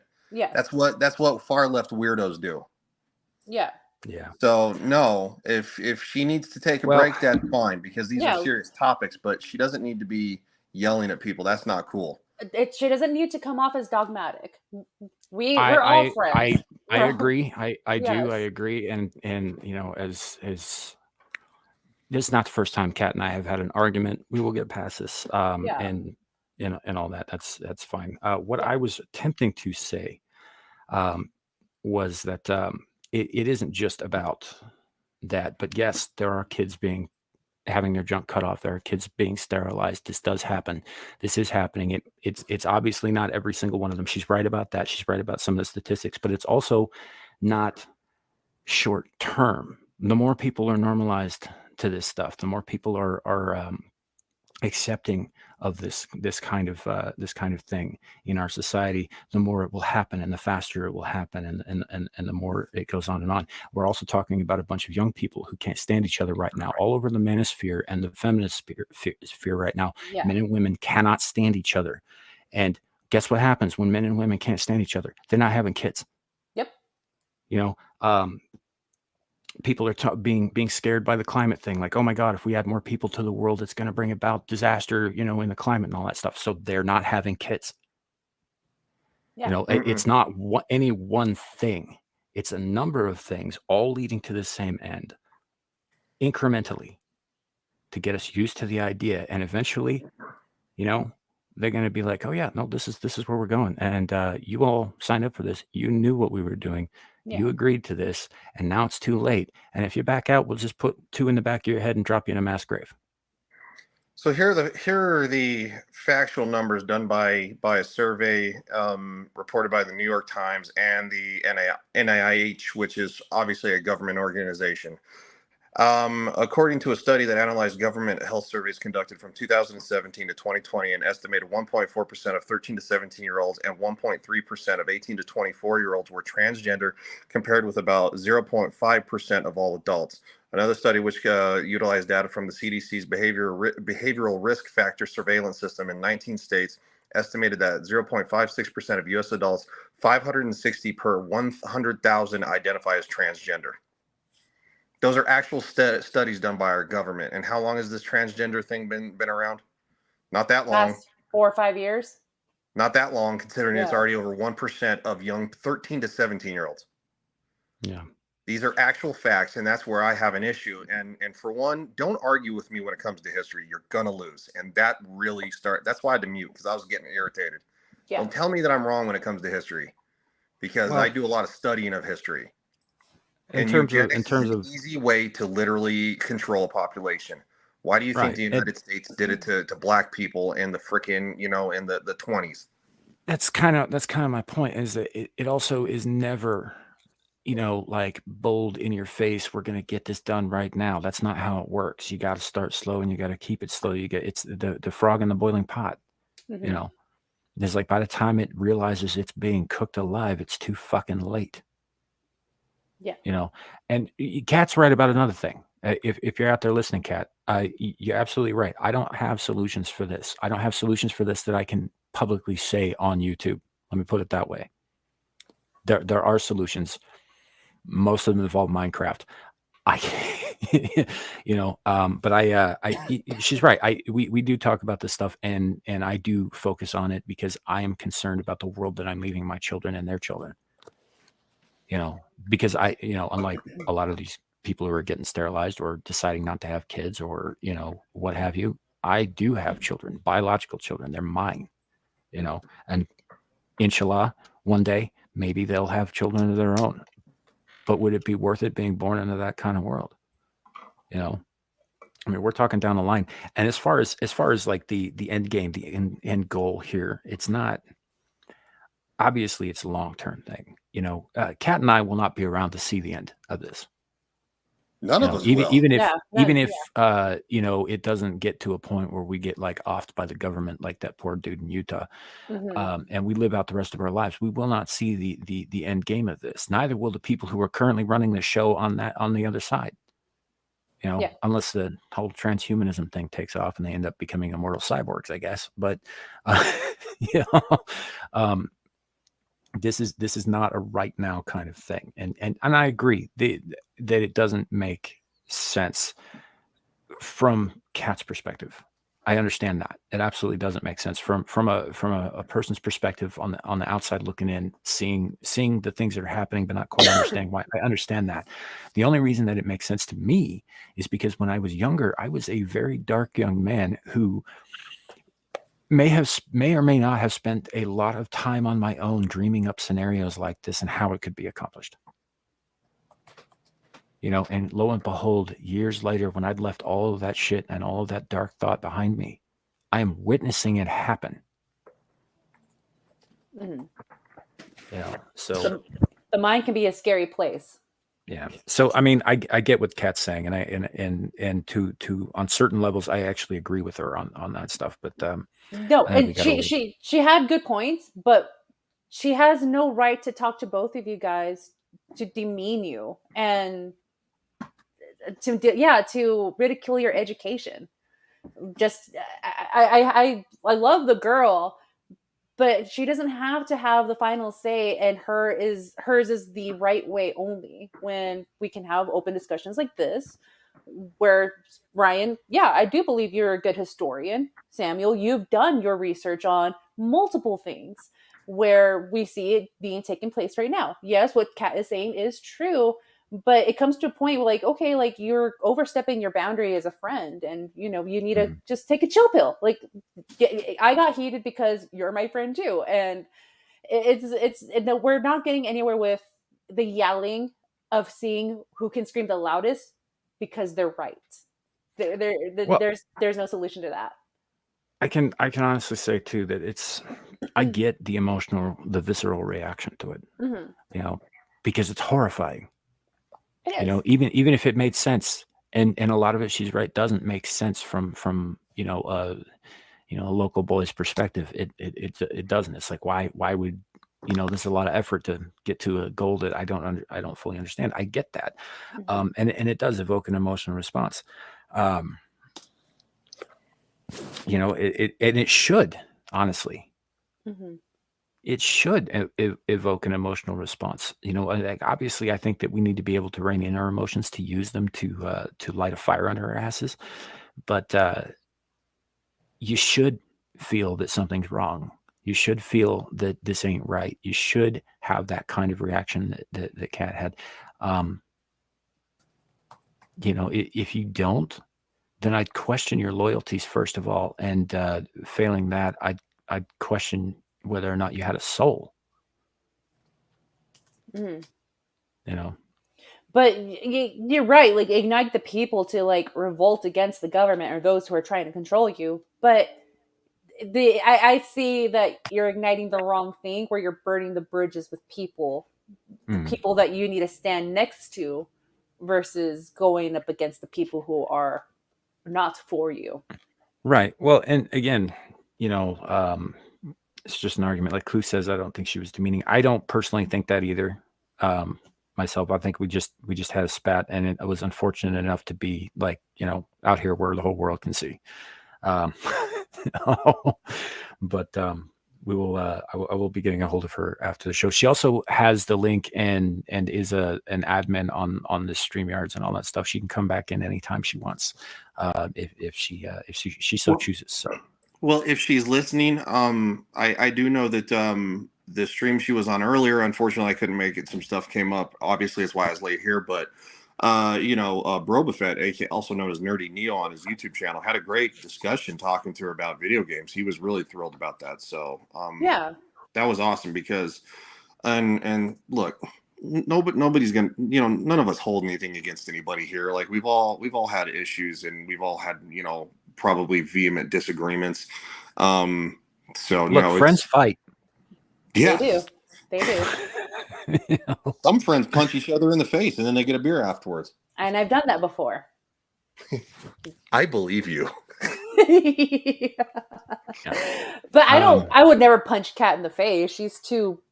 Her face is too cute for that. But you, Ryan, yeah, I probably will punch you in the face. But watch out, I might like it rough.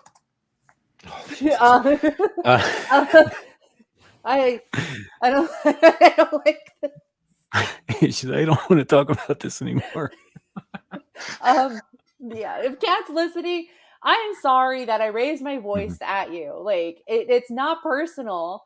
It's good that you have a passion, but don't come at your friend's throat for it. Well, I don't think that's what happened. I think I kind of get what you're saying, but I don't feel like that's what's happening. I feel like she felt like she wasn't being heard, and I don't think that was the case. I feel like I was listening, but it is what it is. But yeah, she did leave it up and running on her channel. I don't know if Kat, if you want me to take that down, let me know. Otherwise, I'll leave it alone. But yeah. So, but and again, she knows how to get in. She can just waltz right in anytime she wants. So if she feels like coming back, she's always welcome.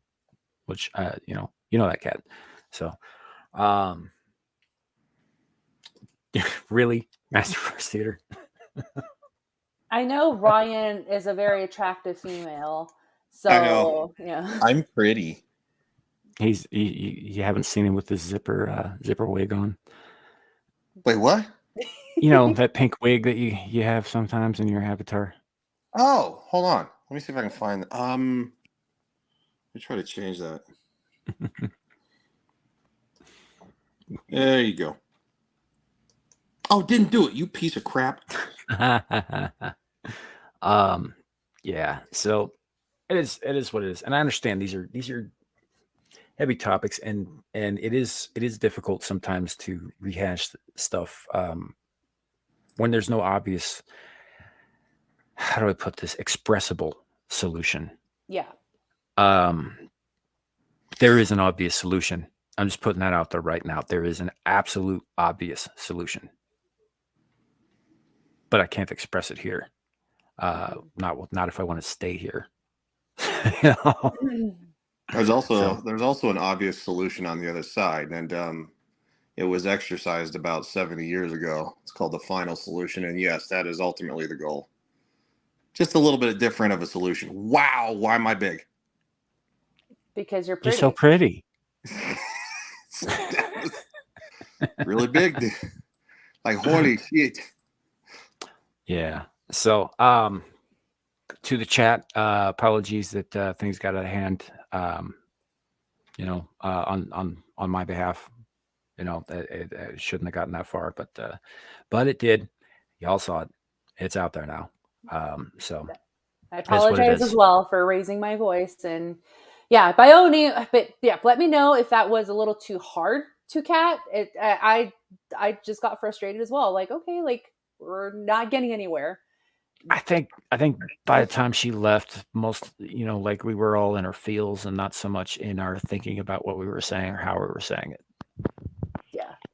I'm going to go on record and say I didn't say anything. I muted myself. Yeah, pussy. You should do it like a real man, Ryan. Yeah. Should have dropped my elbow on her too. Like no, don't do that. Don't do that. No, look, I see your point of view, because it's a hot button topic. It's an emotional topic, and it's kind of a depressing topic. And so it's a lot to take in. And and sometimes covering this kind of stuff is super depressing. It's also really kind of a downer when you just want to review a movie and it's crammed full of garbage because Disney or whoever can't keep their politics out of it. It's like, I just want to watch a good movie, and it's also kind of a bummer too.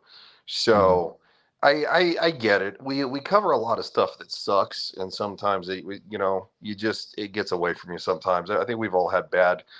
I mean, hell, JV and I've gotten into it more than once, and I had to this is 6-7 months ago, but I had to apologize to him because I acted like a douche, and and he was pretty pissed off, and so it happens from time to time where friends friends just kind of like unload on each other, and on all directions. So yeah, I don't, of course, once we talk to her again, she doesn't have to hop back on, but hey, that's, we all feel bad about it, and we didn't want the conversation to go that direction.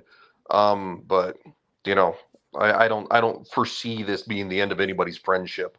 I really don't. No, not at all. Luke Castley says, in the light of eternity, we're all a speck of sand. I couldn't agree more. Although I might not have chosen the word light, but yeah. Life is but a breath. Don't waste it. Mm-hmm. Yeah, I don't want to get all super existential on you guys, because like, if you want to get really depressing, right? So all of this stuff is happening. There's nothing we can fucking do about it that's expressible on YouTube. And it's just like the whole world is on this this freight train headed to, disaster, right? It gets worse. The rest of the universe doesn't even notice. True. That is scary.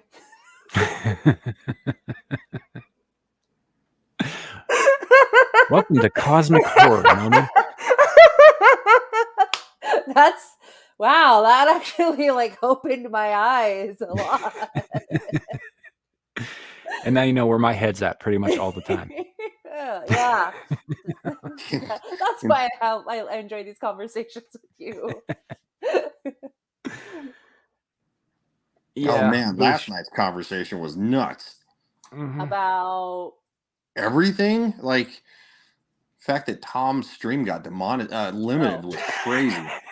Yeah. Well, that was probably my fault. Yeah. So if you're listening, Tom, I do apologize. I just, we were just having a conversation, and maybe the comment about Errol the Eagle dressed up like Pinhead ripping the stuffing out of Miss Piggy was a bit much. Well, Larry also decided to make the comment that Dracula couldn't kill what he couldn't see because the dude was black. He did say that. But it's funny. It is Yeah, funny.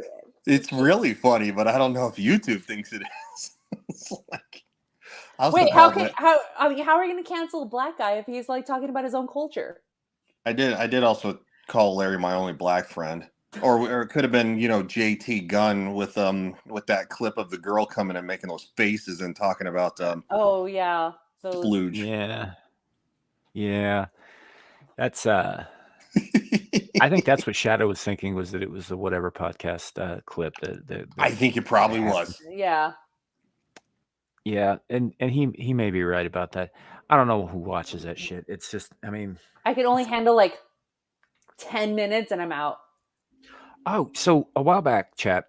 So our buddy the Rogue Attraction posted something in our group chat on Twitter that was a link to a full-length live whatever podcast episode, because a couple of people in our on the entertainment side of the sphere that we move in were on there, and that Star Wars girl, and to a lesser extent Brittany Murphy's dead.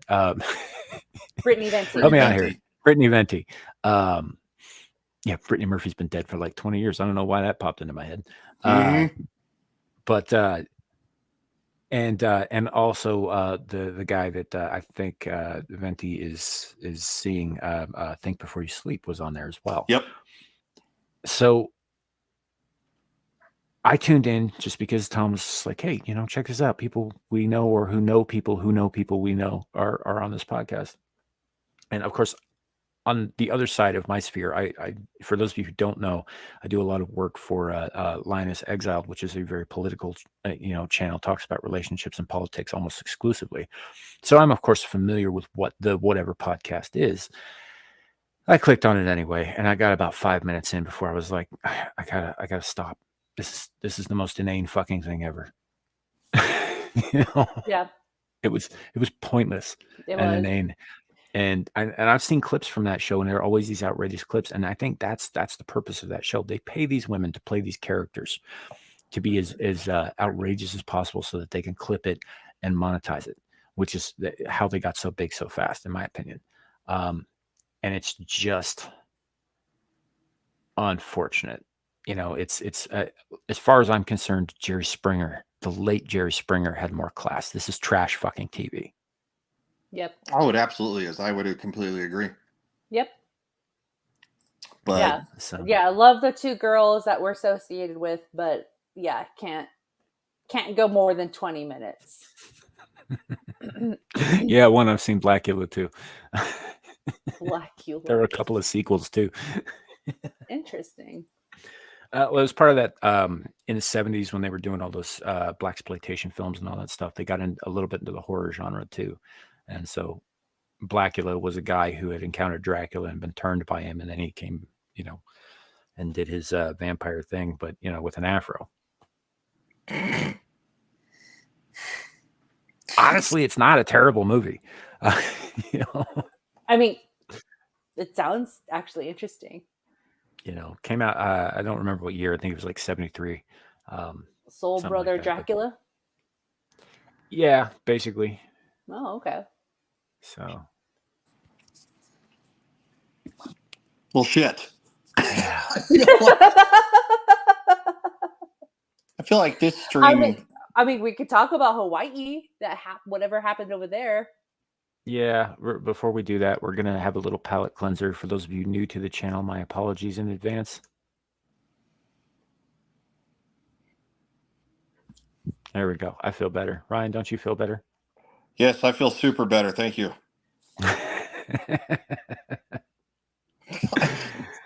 So I gotta that was the put- palate cleanser. I think I'm gonna take that and like loop it and put some kind of sound to it. And it should At be some followed point. by Shadow's cactus animation. Yeah. That kid, man, like that crazy kid. Funny you should ask that, Mr. Dystopian. We Yeah. have a member of this panel right now who went to see it yesterday. No, Well, JJ we is can always not bring here. that back up. I saw it Yeah. Thursday, not yesterday. But yes, I saw The Last Voyage of the Demeter, and it is a total failure in that film. I don't recommend seeing it. I don't recommend seeing it. First 30 minutes, it was captivating. It got my attention, and then it went dead in the ground. It came to a point where I had issues with Mr. Clemens' beard. You can tell that it's not a real beard that he has, because there's one scene, and Lily didn't see it. There's a patch of hair that's not attached to his face, but it's attached to another part, and it's dangling on his beard. It's like, did you not get cleared by makeup before you went on set that your hair, your patchy of your beard, is not attached to your face? That's just my issue. It took I got yelled at, and Samuel saw it earlier, that our other friend JV saw it earlier today, and he got mad that we didn't warn him of how long and boring the movie was. How long is it? It's just a little under 2 hours. Shit. Yeah. I told him, it's just like, time couldn't pass soon enough for the movie to end. And Lily, our other friend, she said that after 30 minutes, both her and I just started making fun of the movie, which was true. Excuse me. Just the woke politics in it. My huge issue was with Mr. Clemens, like him being a Swiss Army knife of so many skills, being a doctor, a philosopher, an astrologer, an artist, and other things where he had to prove himself, like, oh yeah, I have this high education. Like, that's cool. So you believe, and he made it well known that he believes in science. He doesn't believe in God. He doesn't believe in bad omens, that there's a woman on the ship. A woman on the ship means bad luck. We need to throw her overboard. He's like, no, we need to keep her. But he went against it. And the woman on the board also was sired under him, under Dracula. She knew all the answers. So throughout the whole movie, didn't say anything until the end of, like, I know he's thinking. He sees every movement that I do. So it was just bad writing. And they took one chapter, turned it into 2 hours, and it was just... It's not even the most significant or interesting chapter in the book. That's very true. And another thing, this is a spoiler, but they are building it up, Mr. Clemens, to be Van Helsing. So this is not going to be the last of the last voyage of the Demeter, is what I'm saying. So take as you will. Go Somehow with an open mind. I probably would give it like 2 stars, probably. Because the visuals were good, but they didn't fool the full Dracula towards the end of the movie. See, go ahead, Samuel. Okay, so the Van Helsing thing makes absolutely no sense, aside from the fact that Van Helsing was very clearly a white Dutchman. Yeah. You know, You can't have a white guy. Hello? Yeah, well, you know, the fact that is that Abraham Van Helsing is a white guy from Holland. Yeah. You know, now aside from that, in the book, and I'll go with the book here, he doesn't even know Dracula's a thing until Dr. Seward reaches out to him as a fellow physician and naturalist, trying to diagnose what's wrong with Lucy, which only happens after Dracula makes landfall in England, after the whole debacle with the Demeter is already over. He was never on that fucking boat. He didn't even know about the boat. Yeah. So, yeah. A lot of things wrong that didn't happen in the book. And I do see like someone saying like everyone died of the Demeter. Not everyone. Mr. Clemens, who's going to be Van Helsing, and that's not how it was written in the book. So, Yeah, no, in the book, everyone dies on the Demeter, and none of them are women, and none of them are anything other than European. I don't even think there was a dog in the book. You know, Yeah. and none of them are children. They're all sailors, superstitious sailors. And spoiler alert, the dog dies, and that's where it went downhill for me. It's like, well, I hate everything now. Ooh, leave the dog alone. Little cat-free sun baggies. No. No, and then another issue they had in everything in this film, the ship had to be tugged to port because there was nobody on it to take to port. Well, in the book, on the book, it just says that it was just in the middle of the ocean where. I mean, it wasn't that far from England. They had made it obviously past Trafalgar and all of that before the last of them died, but they found it adrift a few miles away from England in the open water. And like I think Joker corrected me on something the other night. The captain had lashed himself to the I can't remember if it was the mast or if it was the wheel. Yeah. It was the wheel. Yeah, but he was also dead. The only record they had of what happened to the crew, because everybody else was gone. There were no bodies. Mm-hmm. All they found in the hold were 50 boxes of earth, 50 unmarked crates of earth. Mm-hmm. You know, and so they brought them aboard and delivered them as they were supposed to Carfax Abbey. Yeah, and the captain's log was also found. Yeah, but that was the only record they had of what happened, and even he didn't know what happened until the very end. Mm-hmm. That's where. Okay, so I got so many issues with this movie. Okay, so the beginning of the film, like the Demeter was crashed onto shore, where obviously all the men, the police officers came out there because in the beginning the Demeter was caught on fire, and that's where I like, okay, this is not gonna. They're not gonna follow the book, but whatever. The Demeter was not on fire, and they approached it, and there's an officer there. He's covered in, like, it's raining, so they're all soaking wet. And the chief of the officers comes up. He's like, "What do you have there?" It's like, "It's the captain's log. Everyone's dead, or no one's there." And then, "I can't go back on that ship." Like, well, okay.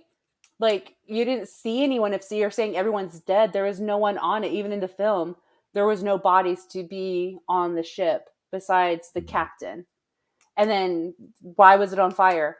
Because at the end of the film, where they're showing where the ship was going to crash into shore, they never revealed how the ship caught on fire. That was my other issue that I had. And there's one character, Mr. Guerin, where the Dracula, that's his like second victim, third victim, I can't remember.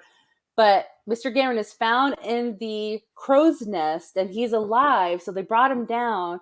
They're trying to like keep him alive, and they pulled him down, and then he's under the influence of Dracula. So he now becomes this zombie, and he's going after the captain's grandson.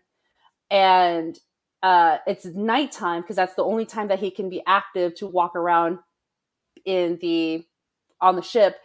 So they captured him, they tied him up against the mast, and they're asking him questions. So he remembers that he was human, and he was trying to explain like what happened. And the next thing he says, like, it burns, and he starts screaming bloody murder. It burns. The sun was coming up, so the sun kills him because he caught on fire, because he's a vampire now.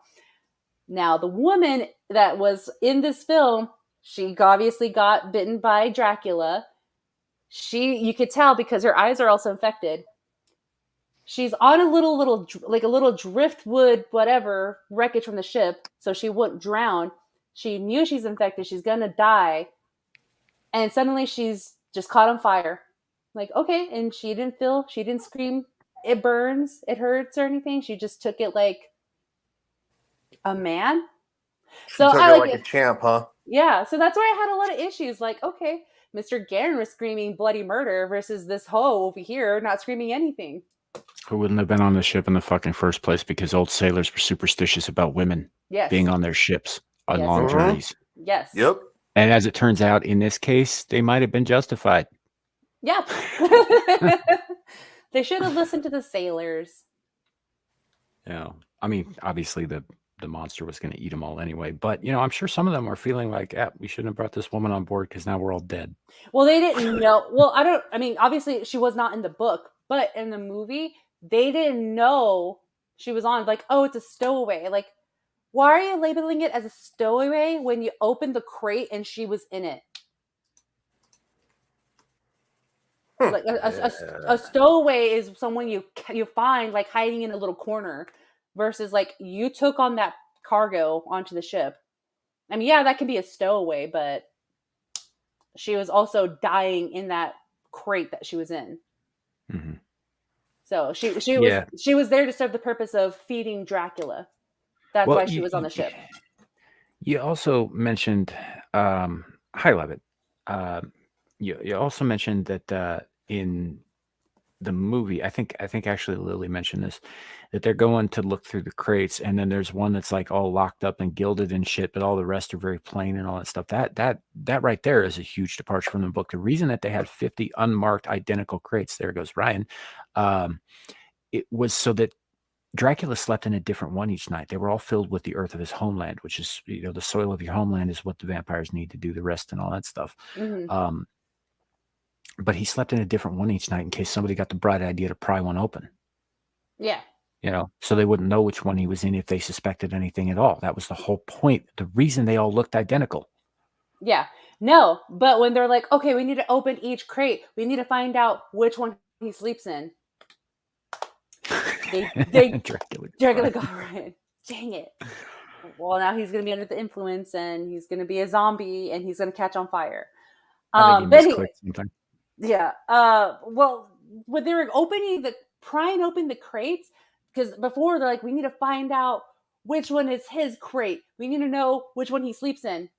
Out of all of them, what you said earlier, basic looking, but the one that he sleeps in has the emblem on it. The last one just yeah, but the one that he was sleeping on has like the emblem of the dragon. It's all souped up. It's all cool looking. Like, I don't know. If I was on that ship, I would be like, I think that might be his. And then also they're trying to create like a giant plan of like, okay, like this ship is doomed. This. That's why I left. I had to do it. I forgot about tyranny hooker. Oh, you look good. Thank you. That's your avatar now. Yeah. I know. Why do you think I just changed it? Oh, Larry's here. What's up, Larry? What's up? Yeah, so we're talking about the Voyage of the Last Demeter, Larry, because Booge asked for it. And what else happened? Thanks, what else I was going to say where I'm just like... Kaboosh. Like, what the heck happened? Like, what, they really had to do that? I just have, like, a lot of issues, dude. Like, this movie was not fun, entertaining at all. I got really annoyed with Mr. Clemens.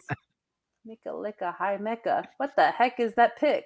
You could have said pick. That is actually a here. I'll bring it up a little bit. You're welcome. A little bit closer for everybody to see. That is actually not a turban. That is a Karen's updo. Oh yeah, it's a Karen haircut. Mm-hmm. Yeah.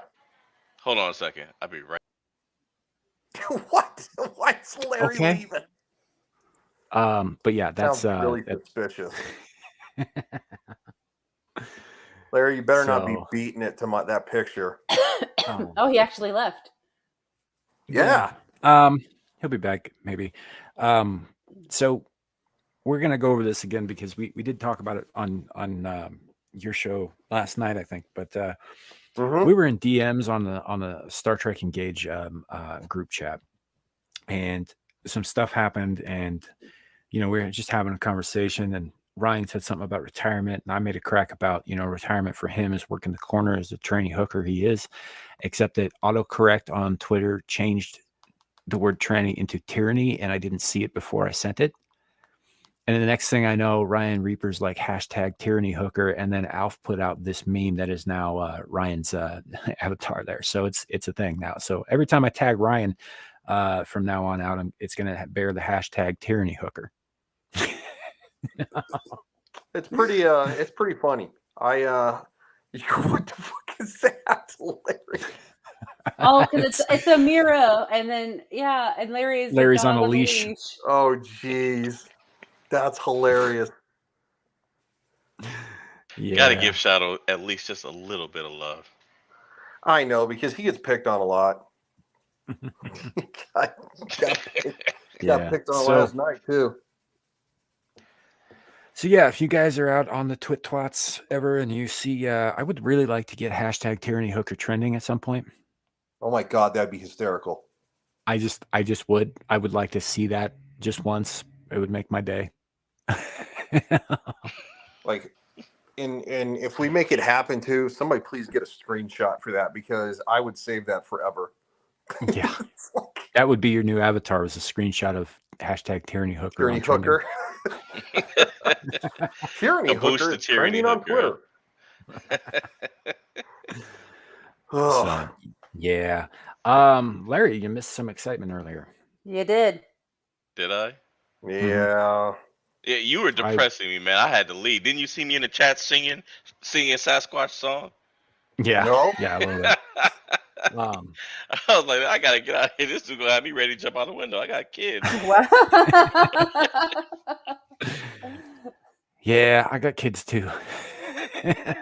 Well, I say every day. No, I'm not gonna do that. Like we can. It is what it is. No, we were having a conversation about the inexorable doom of the world, and things got a little bit heated. Hopefully Kat comes back at some point, but she decided that she would rather be somewhere else for the moment. So and no shade on her at all. I think she's mad. about what? But like I said, we had an argument. So I'm not going to rehash the whole thing or anything like that. We'll talk later. Well, I wasn't here, so I need to know something. but I'm not going to rehash the whole thing right here and now. We'll talk later. Yeah, or you can go back and watch the replay. We can explain later after The stream. forever replay that will be on YouTube forever. Yeah. Is she ever coming back?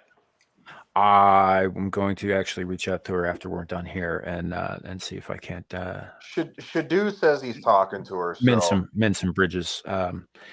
So yeah, no, it's just everybody got a little heated, and that's really it. And like I said, chat before, friends fight sometimes. We'll get past it. So it's a funny story, actually. That's actually it might be me. It might be my attitude problem, actually, because this is the second conversation today that I've had that was, had a bit of a come to Jesus moment that wasn't fun for anybody involved. First one was in IRL, but it's been, like I said, guys, it's been a day. Well, I have to be honest. I think when it just comes to big topics and stuff like that, I mean, because I've had people on streams before where, I've had a disagreement with somebody, or somebody on the panel's had a disagreement with somebody else. And it's like, and sometimes like, somebody doesn't mean to come off condescending, but it does. And then of course, the other person's like, dude, what the hell? And it just kind of escalates shit. And it's going to happen when you're having conversations with people. So, I hope that she's not taking it too personally, because none of us, are mad at her. You know, I mean, I was just kind of getting frustrated because she was dismissing what I was saying. So I was like, I'm just going to mute myself because I don't want to fight. And, you know, but she, you know, she was pretty emotional and kind of upset about the whole transgender thing, which, you know, she has a huge problem with that, which I don't blame her. You know, and it just, I think it all kind of fell apart, you know, with all of us. It's just basically the simple rundown. Mhm. Well, I guess she didn't want to hear it. It's a good thing I didn't come on earlier to bring up what I was just reading. It was an article I was reading, and it's dated July 21st. But the Democrats, there was a committee. They got all these committees going on, and the Democrats got faced. It was it was a committee on gender affirming care and all that stuff, and a women's group brought a video of a surgeon in Oregon discussing in detail what he does when he performs these surgeries, right? And right when he got into the details and really started talking about it, all of the Democrats got up and walked out of the committee because they didn't want to hear it. Wow. Our government at work, ladies and gentlemen, that's your tax dollars. Oh, and these stupid ass committees that are going on are going to cost tens of millions of dollars. So Oh yeah, and nothing gonna come up out of them for the most part. Nope. It's just made to make it look like they're doing something.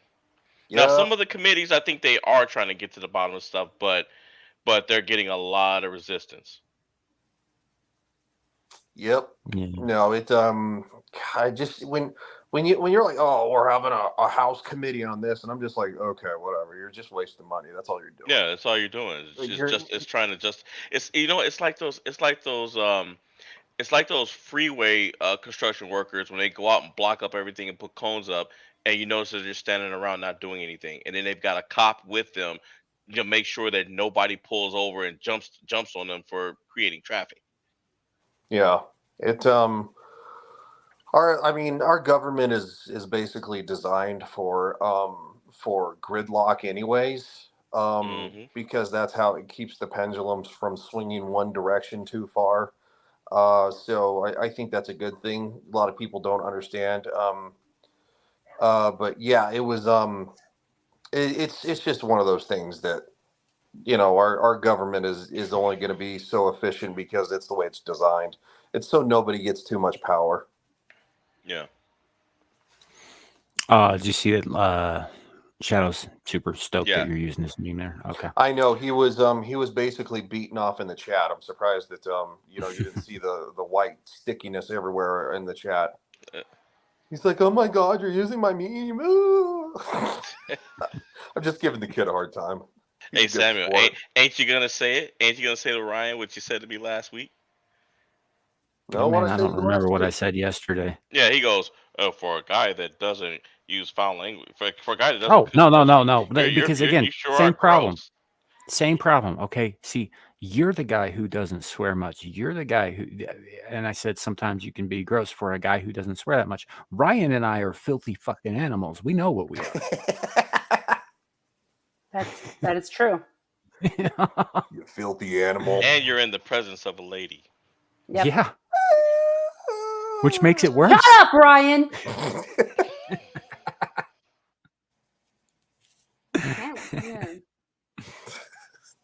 You do deserve to get punched in the face. I know. It's really bad that you know where I live too. I know. Speaking of getting punched in the face, for those of you who follow our pal Dermy Wormy, he ran a poll on Twitter last week asking who had the more punchable face, himself or a fellow by the name of Lofty Pixels. Now, Lofty Pixels does a lot of the meme work, the openers, and the thumbnails for the Quartering. He also is notorious for having some of the most outlandish takes on the internet, especially as it comes to pop culture. Used to be on Flashcast pretty regularly, that sort of thing. And he's still out there making memes and, you know, bad takes.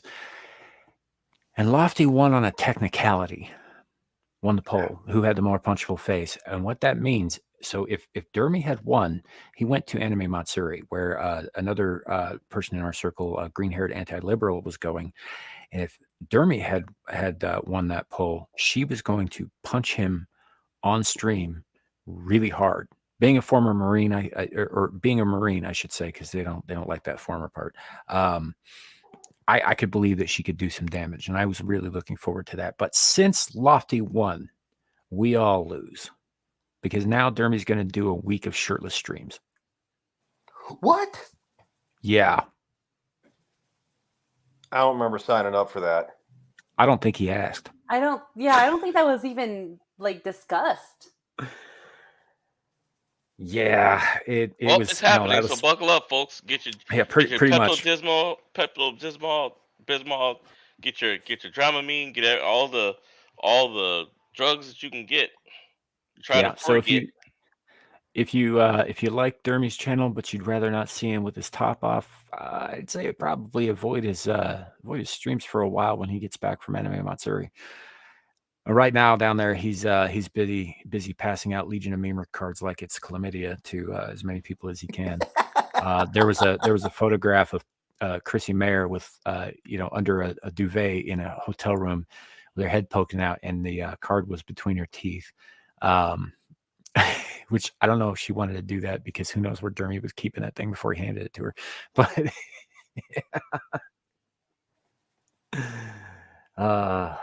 yeah.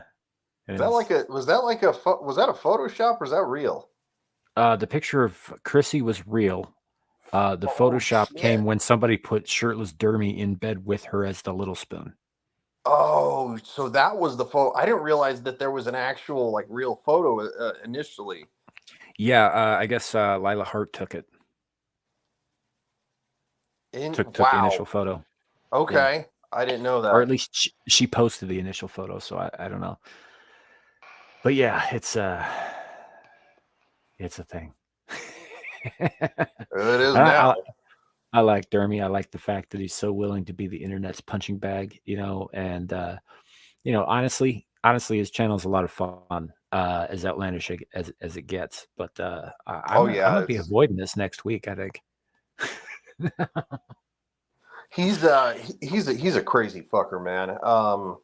And it's so much fun when he like spurgs out too. He gets like irritated about something. So like the Mondays after Get Ranked is always hilarious, because most of the time Dermy has like severe opinions about how something's ranked. Like he thinks that Paranormal Activity is like an S tier movie class, and it's just shit. Like it's literally shit.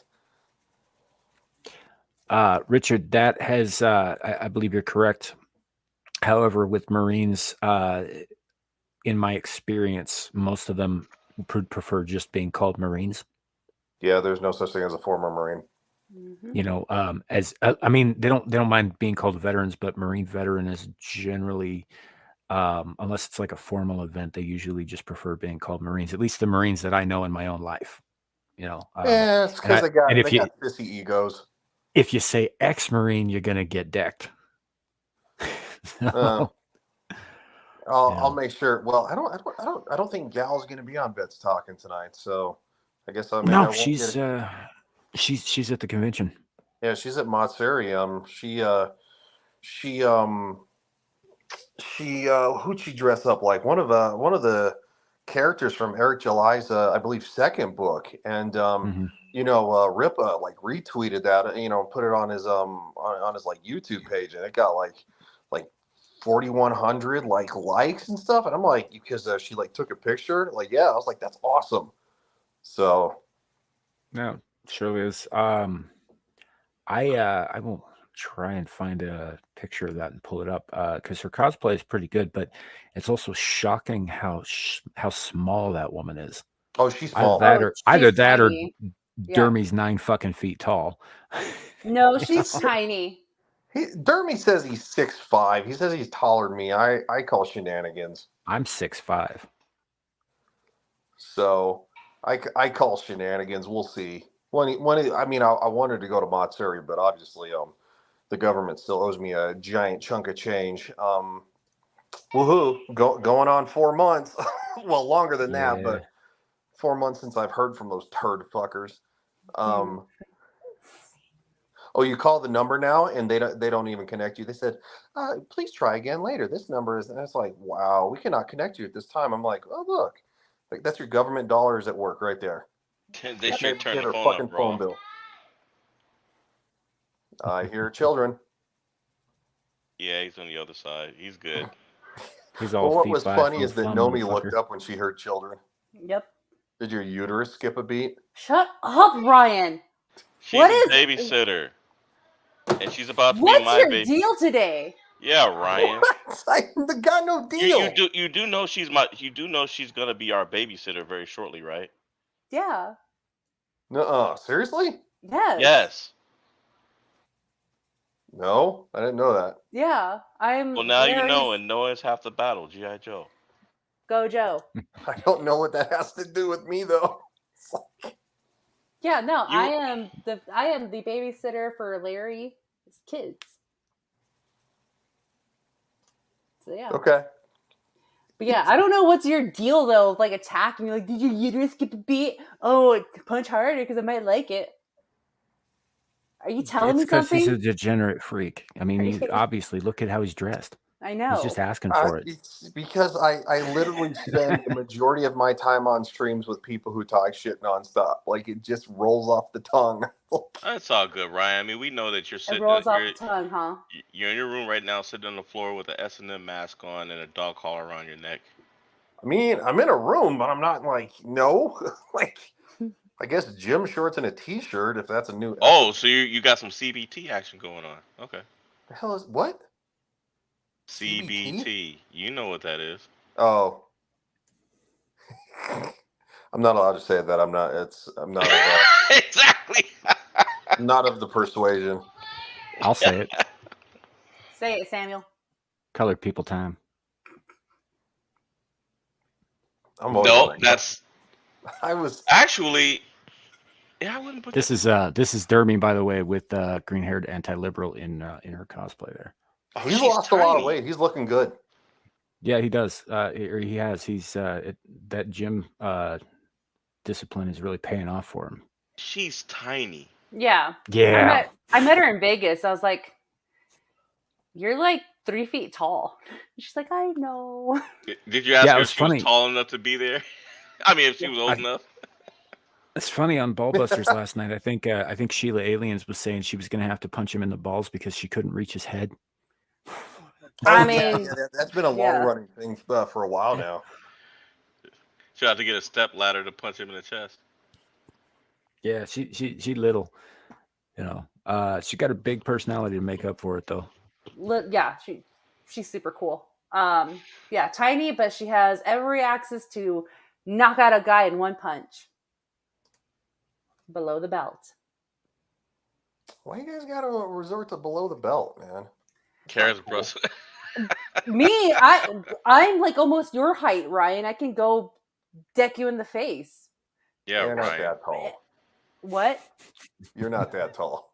Yes, I am. She's taller than I am, dude. She's not over 6 foot. She's still taller than me, and I'm not short. I'm average height for a guy.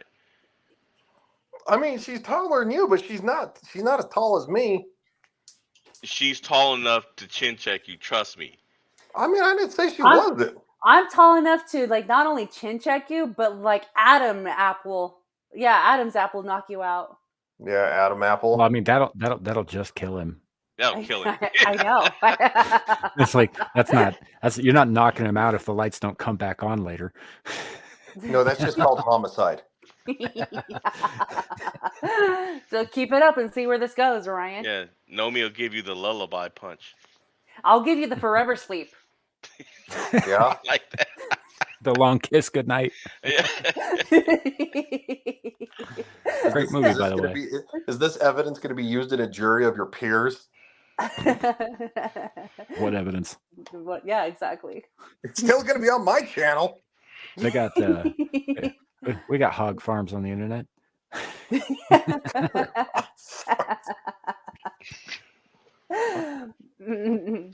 But yeah. I just feed it over to Dermy's channel; it'll disappear. Oh God! Right up the back, Taco. Oh, God damn it. come on. Here's the thing. So somehow Dermy Wormy, and I realize that even by saying this, I'm playing into it. Dermy Wormy has wormed his way into every corner of the internet. Even when he's not there, he's being talked about. And I don't know how the fuck he manages to do this. Cause he's just that much of a train wreck. I guess. I don't know, but it is like even on like yeah, obviously we're loosely affiliated with him because of Legion of Memers and all that stuff, and we have people in common who stream with him and all that stuff. But I mean, it's not like he's never been on my channel. I've never been on his channel. You know, like we don't know each other super well. We communicate, but that's about as far as it goes for the most part. I make fun of him on the internet. You know, he said something on his channel once, and I turned it into a short on my channel. You know? So, but yeah, for some reason, here I am sitting here talking about him and his goddamn back taco. God, you don't have to You, say you that. must like it. Yeah. Guess. Yeah, I ended up missing Ball Busters last night. I wanted to try to hop on, but by the time I could do so, they were done. You know, so but I'll probably be about an hour late to Vets talking tonight, but I'm gonna try to hop on for at least a little bit there. And you know, talk some shit. But yeah, no, oh, we got a question for everybody on the panel here. Richard L says, I got a question for all of y'all individually. How much time do you spend on the YT in the various chat panels, forums you frequent / guest on? Know me. a lot. Not as much lately, but Hold on, Ryan. Is your name Nomi? It's kind of what I was thinking. Sorry. It's the wig. It makes him think. Yeah. he suddenly starts thinking like a female, and just wants the attention for himself. I mean, my hair is nicer than yours. At least I don't look like a Karen. That's fair. And at least I'm not well, never mind. Just answer the question. Okay, so I actually have to ask a question to your question. How much time do you spend on YouTube channel? Like me as a guest on? I think it's an overall kind of thing. Like how much time do you spend on chats or in chats and on panel on all the various things that we do? It depends what availability I have. If I have nothing throughout my day, I can be in chats throughout the whole stream, whoever is streaming. And okay. He says as a speaker. Oh, as a speaker. Okay. As a speaker, it depends on who the host is and how much, same thing, availability I have. I didn't think I was going to make it out today because I had something come up, but that was pushed for tomorrow. So if I had time if that event was still happening, I would have been here for an hour and a half and then skedaddle to my previous engagement. That's just me. So it depends on scheduling, communicating with the host of the channel. Yeah, he also follows that up with 1 to 5 hours a week. For my part, Richard, this is like hour number 8 in the last 24. So it's significantly more than 1 to 5 hours a week. You know, after this, if Linus decides she's going to run a panel and I happen to be on that, I'll have to count that towards it. Ryan and I have another show tomorrow that's probably going to run 2.5, 3 hours. There might be some other things that come up. I might be on Adam the Red Shirt. I'm not calling him Renaissance Nerd anymore, by the way. It's just Adam the Red Shirt. His channel on Monday, probably for at least an hour after work, maybe more. I got a thing coming up where I'm a guest on Netter's Network on Thursday, so that's going to be at least an hour there. My shows tend to run 2 hours to 3 hours a piece, so I'm looking at by Monday's end. I'm probably looking at through the course of the weekend, starting Friday night through Monday, maybe 15 to 20 hours, and that's just over this 4 days. Yep. You know, where I'm actually on panel. And then me as an individual being on this particular stream, this would make it 8 hours a week that I'm on shows. Yeah, As at the height of what I was doing, and I've only taken a break because obviously I'm kind of in a limbo weird position right now. I was doing we would start on Thursday night with knife hands on Vets Talking. That would usually go about 2 hours. Then of course we had Friday night's Royal Rumble. So that'd be like another 2 hours. And every once in a great while I've been on Ball Busters, but I won't count that. But that would usually add like another 2 or 3 hours if I was. But then going into every 2 weeks, like I was supposed to be on Nerdy Neo's channel today, they went for 2 hours. So had I not had a prior engagement, I would have been there. So that would have been another 2 hours. So we're at to 6. But then with Samuel, that goes to 9. Then Vets Talking, that goes to 12. Then Star Trek Engage, another 3 hours, so 15. Then Monday night, we got Game of Thrones. It's usually probably about 2 hours. So there'd be 7. Yes, it'll be between probably 15 and 20 hours a week. Yeah. So, like Larry, how much time would you say that you spend on panels? He does a lot more work backstage. So, yeah, I mean, we average. I mean, you count hours. We average around 2.5 hours. The times that I can make Ryan's show, I'm usually on there. So that's 4. And then even though I'm not on a panel with yeah, I'll go on a panel with Amira, occasionally as you see, but um I would say no more total, probably about 5 hours out of the week. But again, out of those 5 hours that you guys see me, there's so much more. Like if I actually added the backstage work I do, especially for Amira alone, it's probably somewhere around. I would say somewhere around 25 hours a week. And yeah, that and yeah, that's just doing her stuff. If I included hours, then yeah, it's around 30. Yeah, I mean, if when I was still doing because I haven't had a like I said, my setup isn't I'm missing a cord, so I'm kind of down and out still. But when I was doing YouTube videos, you could probably easily add on probably like another 5 hours, so maybe that around 25 hours. Then if you don't include maybe surfing Twitter for like topics, because Twitter was always one of the first places to like for like Marvel trailers or news on the Marvels or Snow White, the new Snow White or Ahsoka and all that stuff. So yeah, it gets pretty busy. yeah. So, for my part, in a lot of cases, there might be some minimal research and all that stuff. Mostly when I hit live, I just go, which is why I preface most of my live streams on this channel with a disclaimer in the description that says that we're not experts on anything, just people talking. Because, honestly, I just start and we see where we go from there. Now, like today, we had a few things that I brought up on screen and all that stuff, and I will pick things out during the week that might be interesting to talk about at the end of the week or whatever. And I will read art. If I bring articles up, I'll read them first, that kind of thing. But I don't do a ton of prep work, aside from some stuff. And like with the mirrors stuff, like I do work on that channel, but most of the stuff that I do is on the fly. You guys don't see the backstage, which is where I am generally when she goes live. So trying to keep her informed and up to date on everything, and trying to get, as well as moderate the live chat at the same time, which, by the way, we have some other excellent moderators on that channel. And, thank goodness for them, honestly, because it gets to be a lot all at once. But most of what I do is what you see. I fly by the seat of my pants because I'm not super organized.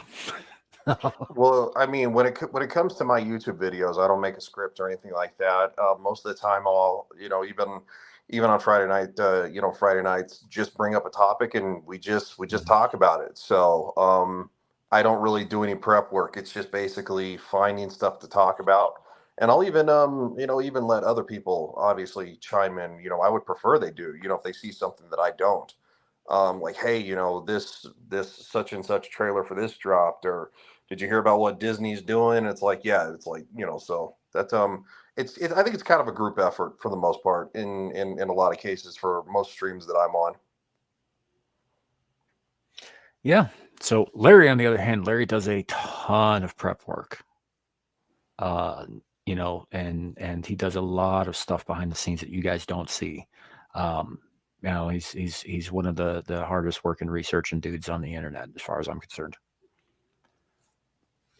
And for most of us who are unmonetized, like none of this is paying yet. So, we're basically doing a whole other job in addition to whatever our day jobs are, and hoping something will come of it eventually, kind of thing. So, yeah. It is what it is, though, and honestly, I there are enjoy channels it. out there. Yeah, I do yeah, too. I do too. And I wouldn't do this if it wasn't something that I enjoyed. I do love it, but there are other channels out there, other YouTubers who put a lot more work into what they do than I do, and so like I ain't that special. Let's see. One last question in the realm of geopolitical interest: do you have fave channels to listen to? For instance, for me, I really like Valuetainment and Redacted. Which ones do you sub to? I am kind of in between some stuff at the moment. Before I found Amira, I used to listen to a lot of Tim Pool, which led me into Steven Crowder, which led me into Alex Jones, which led me and so on, et cetera, at all. But now I just kind of bounce around a little bit. If like I'll listen to some Dave Rubin sometimes, some Hodge Twins. I will listen to Young Turks on occasion.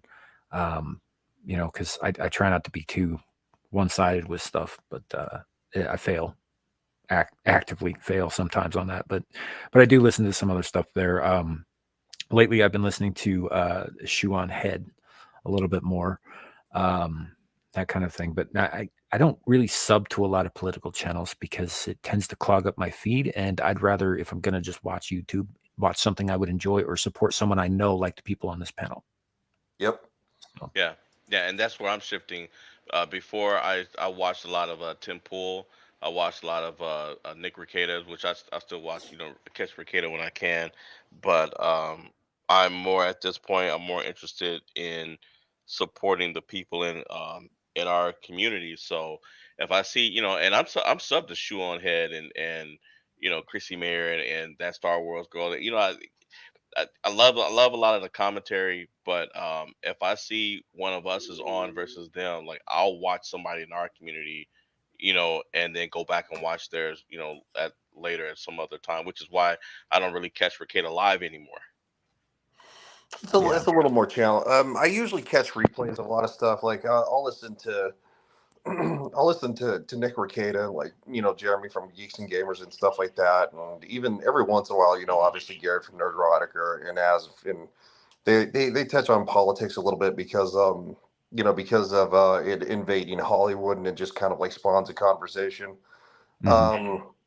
But yeah, for the most part, I'm like I even listened to Jeremy from the Quarter, and I think he gets in stupid Twitter fights, but I don't really give a shit. Like I listen to his takes and his news coverage. Yeah, I've So been subbed to him for like 3 years, but I haven't watched a lot of his stuff in the last year. Yeah, so I mean, I listen to a wide variety of people, and you can actually look at my Twitter followers too.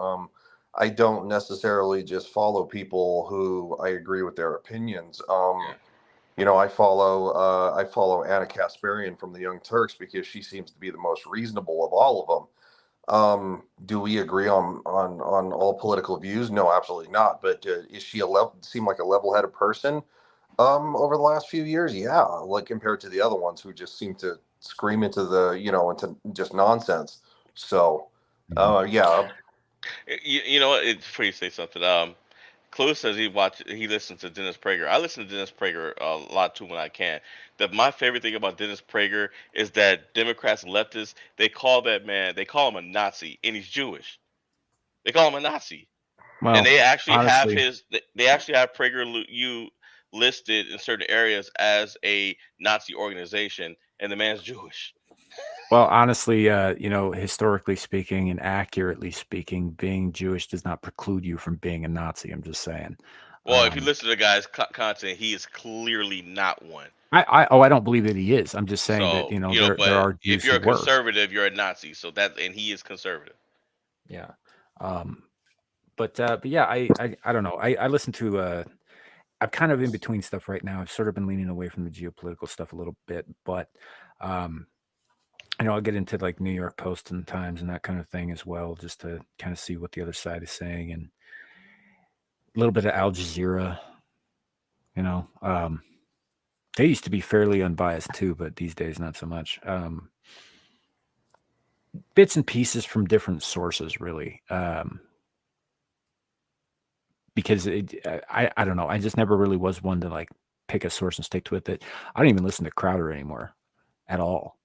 I haven't listened to him in a couple of months, not since he left YouTube. So, yeah, I guess it just kind of depends. And there's some guys I follow who will talk about political stuff, but that's not why I follow them. It's because they're funny. Like Quarter Black Garrett, for example, with his new show, New World or whatever it was called, with Normal Dave, World. Normal World, with Dave Landau. with Dave Landau and all that stuff. I mean, they're funny. That's why I watch their stuff. But I also used to follow Sydney Watson very closely, and lately I just kind of can't stand her personality, so I sort of stopped watching her stuff. That's not to say that she doesn't have some good points. That's why I listened to her in the first place. I'm kind of her personality's rubbed a little thin on me, so I stepped away from that. But yeah, different things here and there, and most of the time when you're talking geopolitical stuff, like half of my friends are veterans who have their thumb on the pulse of all that, so I get a lot of my information from them. Yeah, I always kind of have my ear to the ground with with a lot of stuff. So it and even though I'm not a massive fan of Twitter, but Twitter is a great place for a lot of information, and a lot of shit breaks really quickly on Twitter before it does anywhere else, and that's kind of one reason it's kind of a good thing and a bad thing. It's like two sides of the same coin. It's good, but it's also really bad. And because I kind of hate Twitter at the same time, and I think most people do. So, well, different question from one. Which artist do you like better, Paul Simon or Carly Simon? I'm gonna go with Paul Simon because I barely know anything Carly Simon's done. Yeah, Paul Simon. Yeah, I've heard both, but I'll go with Paul Simon. I'm sure I've heard both, but I wouldn't be able to pick out a Carly Simon song from anybody else's stuff, except maybe I think she did "You're So Vain." I don't. Yeah, yeah, that's about it. That's the only one I know. Yeah, so for me, it's Paul Simon of Simon and Garfunkel, and actually, I liked Paul Simon better when he was with Simon and Garfunkel. So, yeah, no, Simon and Garfunkel has some good music, but no, the "You're So Vain" is the only Carly Simon song I know. That's literally it. I could not, to save my life, name another one. You probably think this song is about you. Your avatar looks like that song was written about you. Oh, I know, right? This is going to be my avatar for probably quite a while. That's awesome. And also, since I put my information back down below, I just put in parentheses #tyranny hooker next to my name. I was like, it's easier to read that way, right? Because when it was below me, it's like hard to read, so nobody probably really knew what the hell it said. Yeah, that's probably true. So, but all right. Well, we've been we're about to come up on 2.5 hours here. Somebody was complaining in the private chat that they could hear my stomach growling. So, Whoever that was. Who could it be?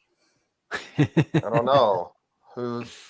Who could have foreseen? Ryan, you've got another suitor. It's not just Sasquatch. Oh, jeez. It looks good on you. The beard matches the hair. He's a bit of a Does bearded it? lady. Yeah. It's like... Oh my Yeah. god, I look transgender. It goes with his Perth. So on that note, why don't we go around the horn and let everybody know where we can be found on the interwebs, and we will call it an evening. Ryan. I'm going to be on Vets Talking later. It starts in about an hour and a half. I won't be there immediately, but I should be probably there within 30 to 45 minutes after the start. We usually get into some goofy antics. Usually, most of the guys on there will have a few drinks, get a little rowdy. So it'll be a lot of fun. Then tomorrow, Samuel, myself, Horny Alf, who gets very disturbing. We're going to be getting together, doing a little Star Trek, the original series. We're going to be doing the second episode. The name of the episode escapes me, Samuel. Charlie X. Charlie X, thank you. And then, of course, Monday, we're going to be doing a little bit of Game of Thrones, finishing season 4, episode number 10. That'll be it. And then we'll be starting season 5 the following week. So don't miss it. Yeah. Nomi, where can the good people find you? You can find me on Twitter at Know Me Without You, and my YouTube channel that I'm not very active on, but I need to, at Know Been Me a Without month. You. I literally looked. It's been a month. I know. Don't get on that. You're not my dad. I actually did make some content going to the movies with Lily and other things here and there. So I'll be making some videos. Nice. Larry, what you got coming up? Oh, you guys can catch me tonight on the Lioness Exile. You guys can catch me in the chat if she does indeed go on tonight. Other than that, you can catch me next Friday with my co-host Samuel the Infamous and Know Me Without You on Abyssal Musings. You could also catch me earlier that night on Friday night's Rumble with I was about to say our loving host, but Ryan. He could be a loving host. Not for me. What? Maybe somebody like Clue or Suka or Richard L. or something. Sasquatch. You're one of my only black friends. That's not the. That's okay. He's like, yeah, but I still don't like dick. Pretty much. That's it for me. All right. Well, this is because she's not here, and I think we're still on her channel. It should end here when we end here. But you can find the Hijabi Gamer. She usually does gaming live streams Saturdays and Sundays. She is occasionally a guest on other bigger channels because she's more important than we are. She will oftentimes be. Actually, I don't think she's missed an episode of Friday Night Royal Rumble for a long time, huh? I don't think she's ever missed one, dude. Yeah, No, I take it back. She missed one because of the holiday season for Christmas. That was it. Right. So, and she should be as well. She's been guesting on, or she's been joining us as a member of the crew on Star Trek Engage on Sundays as well. And I think she does some things in the middle of the week too. I don't know everything that she has planned for her schedule or anything like that, but her link is in the description below, and you can obviously find it there and go sub to her channel, check her out and all that stuff. Especially if you like shooters, she's real big on first person shooters and that sort of thing.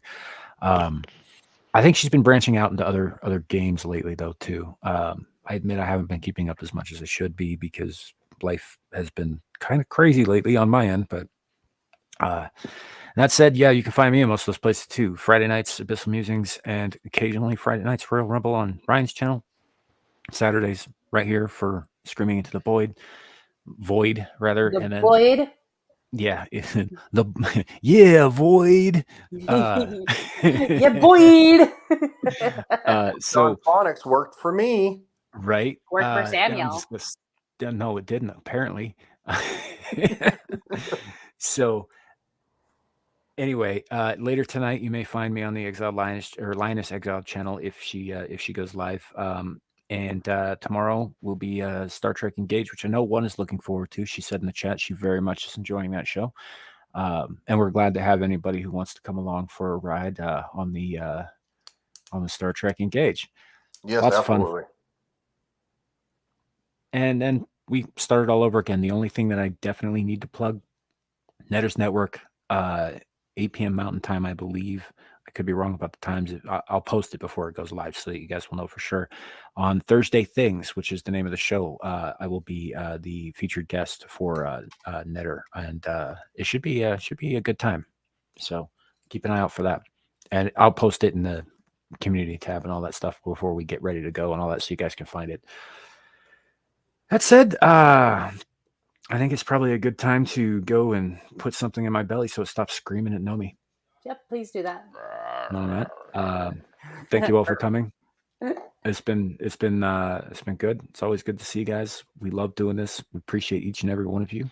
And remember, it could always be worse. It could be raining flaming cobras. Night, everybody.